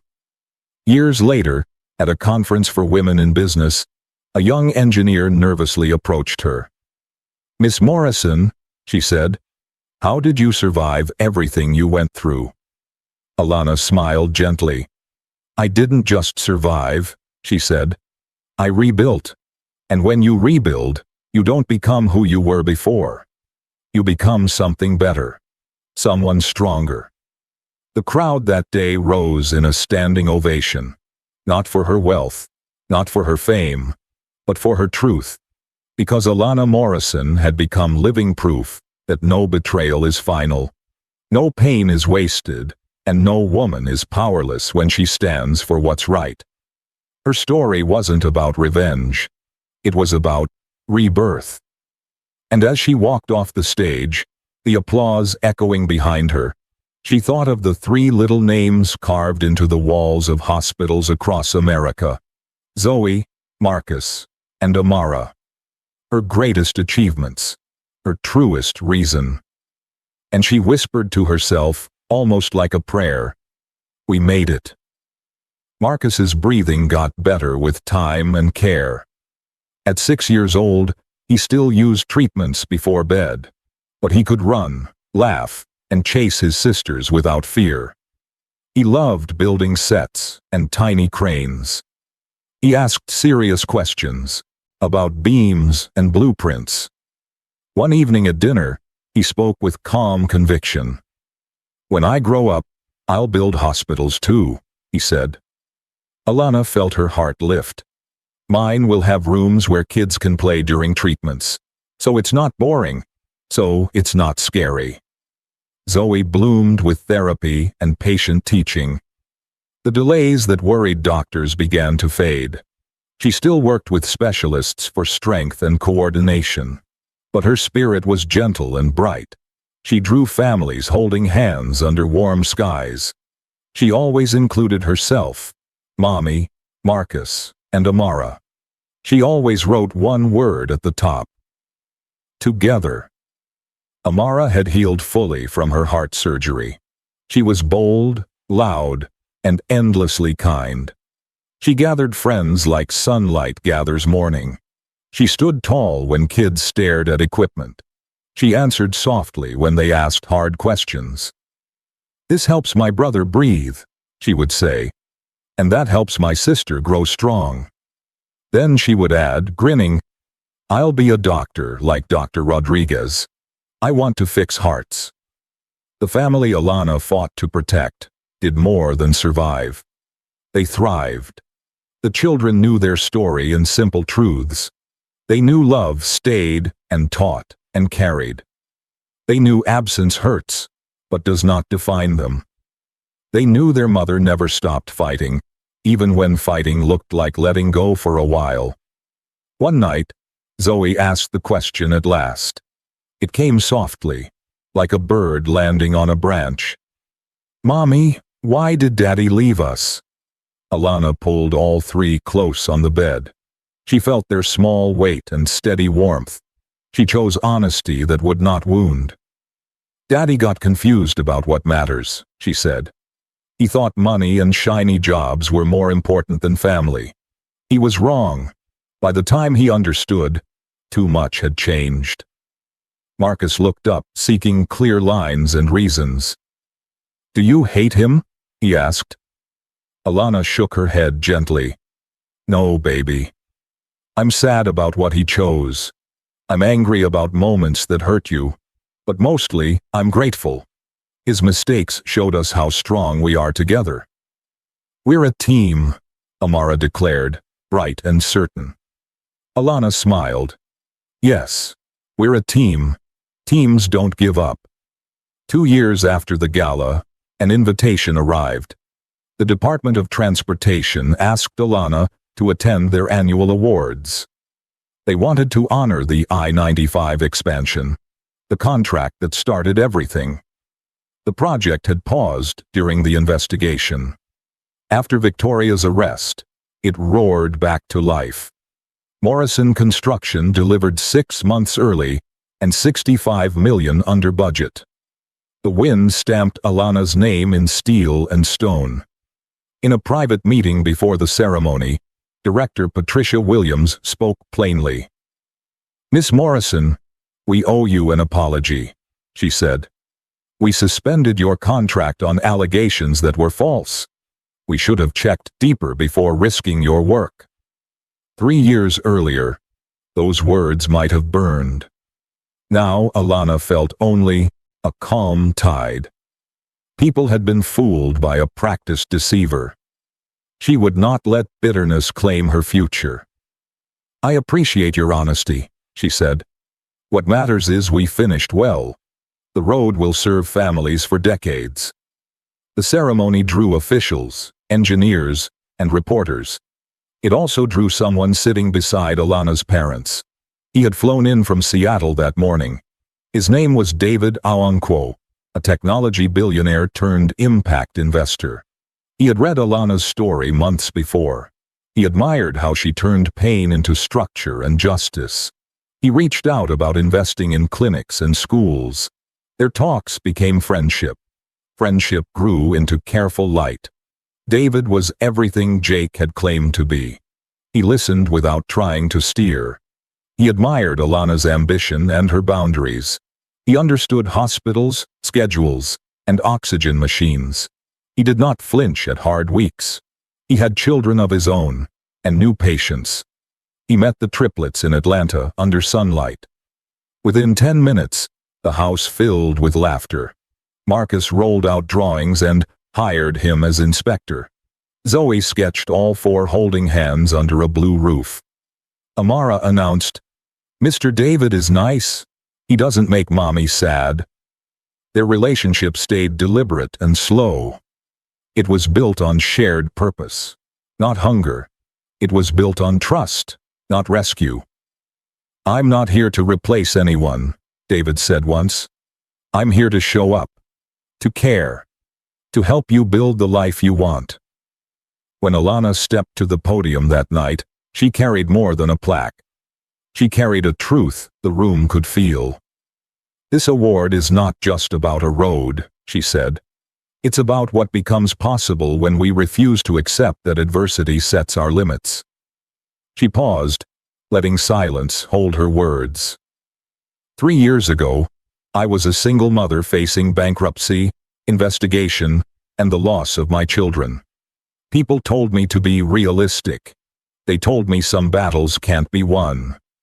She turned toward her family in the front row. "But I learned something else. Some people will try to destroy you because your victory exposes their cruelty. The choice is not fight or surrender. It is whether we accept their definition of us or insist on our worth."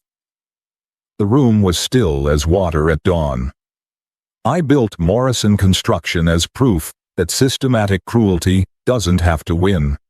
That women, especially black women, can build empires even when the rules are written to stop us. That children with medical challenges are not burdens. They are treasures. And betrayal isn't an ending. It can become the first step toward something extraordinary. The ovation rose and rose, a wave that would not break. Alana looked at her children. Zoe clapped like spring rain. Marcus grinned with quiet pride. Amara stood on her chair and shouted, "That's my mommy!" Joy rushed up Alana's spine and settled there, warm and bright. Afterward, people lined up with handshakes and plans. They wanted partnerships, projects, and promises. Alana answered kindly and held her vision steady. Then she saw a familiar figure at the back. Jake waited with eyes that would not meet hers. His suit was cheap and wrinkled at the hem. His face carried the map of sleepless nights. He approached with the slow steps of a man who knew the truth. "Alana, He stopped. Words failed where courage should stand. "I am sorry," he said at last. "I know it's not enough, but I understand what I destroyed." For years, Alana had imagined this moment. She had written sharp lines in her head and erased them. She had carried anger like iron and put it down, piece by piece. Now, with her children laughing a few feet away, she felt something else. She felt the freedom of a healed spine. "I appreciate you saying that," she answered. Her voice was steady as a level beam. "But my life isn't about your redemption. I built something beautiful from the wreckage you left. I taught our children that their worth is not decided by those who leave. Can I see them? Just for a few minutes?" Jake's voice wavered. "I know I don't deserve—" "You see them twice a month," Alana said gently. "Supervised, as the court ordered. That's the relationship you chose when you picked money over love." Her tone held no knives, only truth. "They deserve parents who show up. Not sometimes. Always." "I want to be better," he whispered. I want to be the father they deserve." "Then start," Alana said. "Show up without reminders. Pay support without court orders. Attend appointments and school nights. Build a record of action, not promises. Who you become from this point forward will decide everything. Not the man you were, not the man you pretended to be." "And us?" he asked, though the answer was air and obvious. "Is there any us left?" "There is no us," Alana said softly. "There is you. There is me. And there are 3 children who deserve better from both of us." He nodded, eyes wet, throat tight. He stepped back into the crowd and disappeared like fog. Life did not turn perfect. It turned honest. It turned full. Morrison Construction grew with purpose, not noise. The firm crossed 500 employees and 6 regional offices.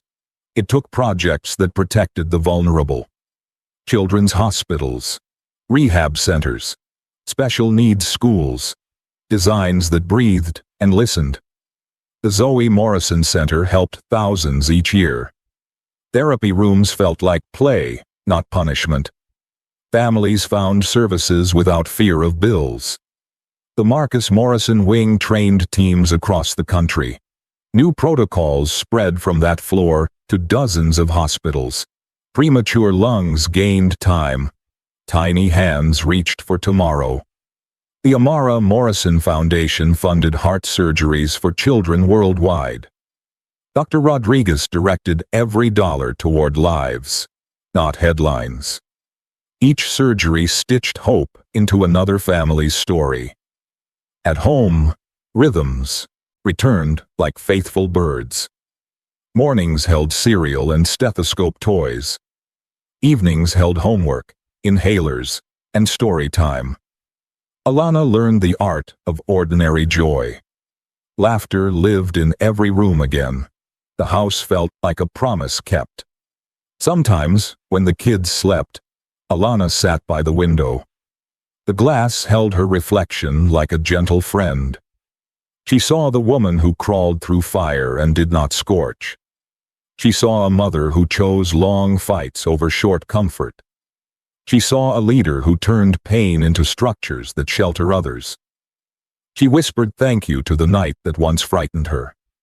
The night whispered back, gentle and small, "You kept going." Months spun into quiet victories. The foundation grew. Lawyers protected parents who lacked money or might. Judges read filings stamped with Morrison's support. Outcomes changed because resources changed. Each family that won custody felt like Alana's own heart beating steadier. Her past hurt loosened a little more. On a spring afternoon, a young engineer approached her after a talk. She clutched a notebook like it was armor. "Miss Morrison," she asked, "how did you survive? How did you keep going when everything fell apart?" Alana smiled with warmth that did not waver. "I didn't only survive," she said. "I rebuilt. And when you rebuild, you don't become who you were. You become someone stronger." The room rose with applause that felt like rain on a dry field. Jake kept attending supervised visits. He tried, sometimes clumsily, to be present. He forgot dates less often. He brought books instead of grand gifts. He listened more than he talked. The children were polite and cautious. Wounds heal, but they remember. Alana never poisoned those moments with blame. "Everyone has lessons to learn," she told the kids. "Your father's lessons are heavy. Let him carry them." Victoria stayed behind bars. Her name slid from news tickers into footnotes. She was no longer feared or envied. She was simply gone. Alana felt no joy in that absence. Joy belonged elsewhere now. Joy lived in hospital hallways and classroom corners. Joy lived in clear scans and warm lungs. Joy lived in 3 children who knew they were cherished beyond measure. One evening, the staff surprised Alana at the Zoe Center. They gathered under the soft glow of the lobby lights. A cloth covered a bronze plaque near the door. Dr. Rodriguez tugged the cloth free. The words gleamed like dawn. Built by a mother who turned pain into purpose, and love into legacy. The room filled with gentle clapping and quiet tears. Alana traced the letters with her fingertips. She did not think about enemies. She thought about the first night she walked into a NICU. She thought about 3 tiny hands. She thought about a promise. Later that night, she tucked the kids into bed. Zoe asked for one more drawing. Marcus asked for one more blueprint story. Amara asked if they could visit the heart floor tomorrow. "We'll see," Alana said, smiling. "Sleep now. We build tomorrow." She stood in the doorway and watched them breathe. The house hummed with peace that did not brag. She looked at the wall where 3 framed sketches hung. 1 hospital, 1 wing, 1 heart, 3 names. Her phone buzzed with an email from David. "Proud of you," it read. "Proud of them. Dinner Friday?" She wrote back, "Yes. And thank you, always." It felt good to say yes without fear. It felt good to receive care without owing herself as payment. Before sleep, she stepped outside beneath a sky bright with patient stars. She remembered every courtroom, every headline, every quiet doubt. She remembered the floor of an empty kitchen, and the moment she chose to stand. She placed a hand over her heart, and felt it answer. Strong. Steady. Certain. Was it worth it? Jake once asked life with his choices. The question returned to her now, changed and shining. Was the fight worth it? She asked herself softly. The breeze moved through the trees like a hymn. Inside, a child coughed once and settled. Somewhere, a monitor beeped in a clean, new ward. Somewhere, a mother exhaled after weeks of fear. "Yes," Alana whispered. Every step. Morning would come with carpools and contracts, with math sheets and design meetings, with 1,000 small tasks that build a large life. But tonight belonged to quiet victories. Tonight belonged to the truth she had earned. No betrayal is final. No pain is wasted. No mother is powerless when she stands in love. Alana turned off the porch light and closed the door. She moved through her home with the confidence of someone who built it twice.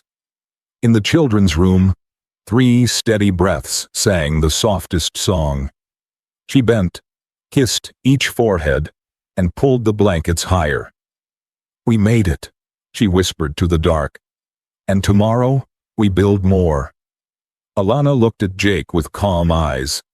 "The difference," she said, "is that I've spent the last 3 years proving I can provide that. Now it's your turn to show what kind of father you can be." David appeared beside her, quiet but steady. "Everything okay here?" he asked. His tone was gentle, but his presence said everything. "Everything's fine," Alana replied, taking David's hand. Jake was just leaving. As Jake walked away, something inside Alana finally lifted. For years, she had carried the heavy weight of betrayal, shame, and doubt. Tonight, she released it all. Jake's choices no longer defined her worth. They only revealed his weakness.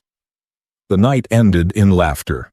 Alana, her parents, David, and the triplets went to the kids' favorite restaurant. Noisy, ordinary, perfect. The waiters knew Marcus's breathing routine and didn't mind when Amara's excitement spilled a drink or two. "Mommy, did you really build that whole highway?" Marcus asked, between bites of chicken. "I didn't build it alone," Alana said with a smile. "A team of engineers and workers did the hard part, but I led the project and made sure every detail was safe." Zoe's eyes went wide. "That's so cool. You're like a superhero. But for roads..." David laughed, and Alana's heart felt warm. This was what home was supposed to feel like. Easy, safe, filled with love that asked for nothing back. Later, after the kids fell asleep and her parents said goodnight, Alana and David sat on the balcony. The city lights stretched beneath them like stars scattered on earth. "I don't want to rush anything," David said carefully, "but I need you to know I'm serious. About you, about the kids, about building something real." Alana smiled softly. "I'm serious too, but my children will always come first. Their hearts, their safety, their peace." "I wouldn't have it any other way," David said. "You've built everything without losing yourself. That's rare. That's what I admire most." They talked until the sky lightened. Two people who had both known betrayal, finding hope in something patient, something honest. Alana didn't know where it would lead, but she knew she was finally open. Open to love that didn't demand she shrink to fit inside it. 3 months later, Morrison Construction made headlines again, this time for winning a $1.8 billion contract to build a network of advanced pediatric hospitals across 10 states. Thousands of jobs, millions of lives changed, every building designed for children who needed the care she once fought to find. Reporters called it the rise of a billion-dollar mother. But for Alana, the real victory wasn't money or fame. It was the morning she woke up with 3 children piled on her bed. Marcus reading about cranes and bridges. Zoe sketching their family again. Amara planning a wild breakfast. "Mommy, can we visit all the hospitals you're going to build?" Amara asked. "Of course," Alana said, pulling them close. "We'll visit every single one.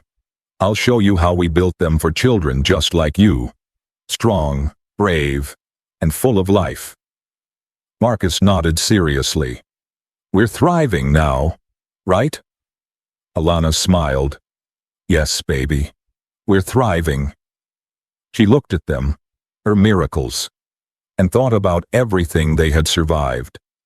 Once, she was a mother fighting to breathe through heartbreak.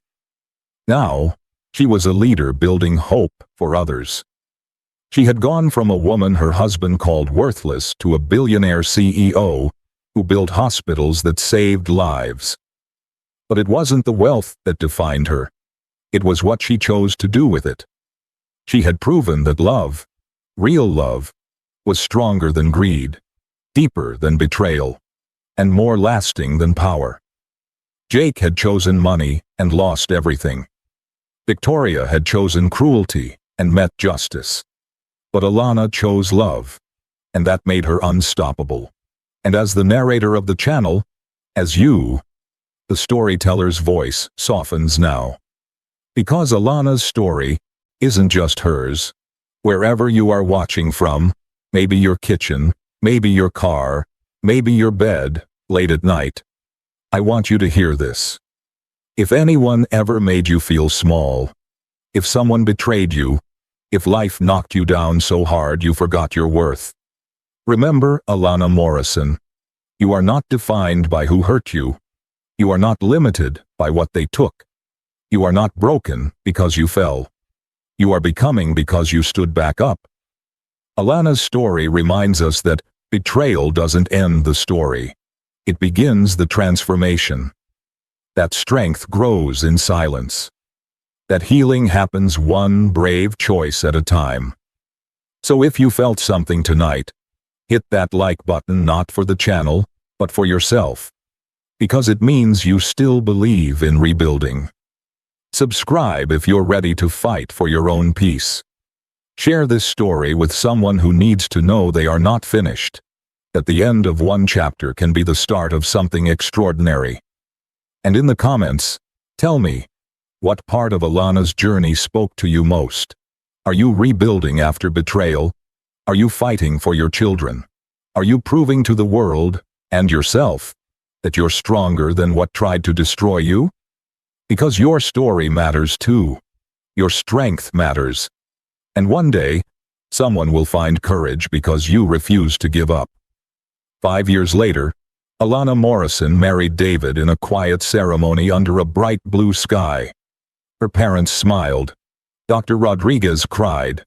And 3 little flower girls took their job very seriously.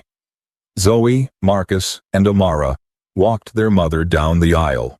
A family reborn not by luck, but by love. Morrison construction expanded across continents. Hospitals rose in South America and Africa. Each one built with the same promise.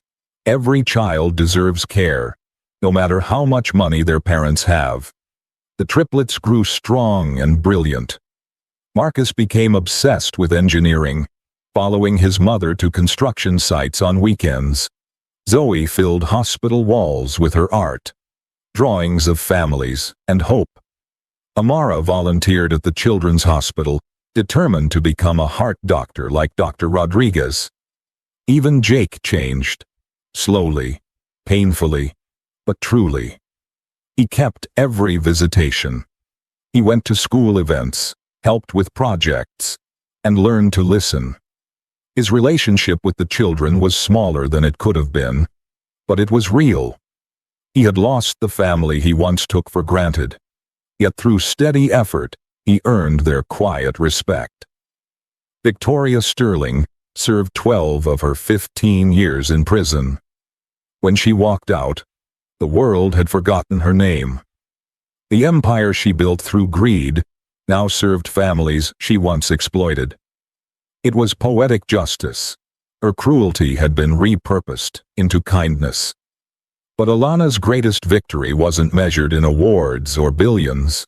It was measured in bedtime laughter, in quiet mornings, in the knowledge that her children would grow up knowing what real love looks like, not perfect, but persistent. The Morrison Family Foundation continued to fight for parents who couldn't afford justice. Thousands of families stayed together because of Alana's dream, and every time she heard another parent say, "We won because of your help," Alana smiled. That was the true legacy. Sometimes, when the house was silent, she stepped onto the balcony. The city lights shimmered like fireflies. She thought of who she used to be. The woman on her knees, begging life for mercy. And then she thought of who she had become, a mother who turned pain into power. She whispered to the night, "We made it." And somewhere inside that whisper was every woman who ever doubted her strength. Because this story, her story, is proof of one timeless truth. No matter what breaks you, you can rebuild. No matter who leaves you, you can rise. And no matter how dark it gets, love will always find a way to light the path home. Subscribe now, because stories of strength like yours deserve a voice.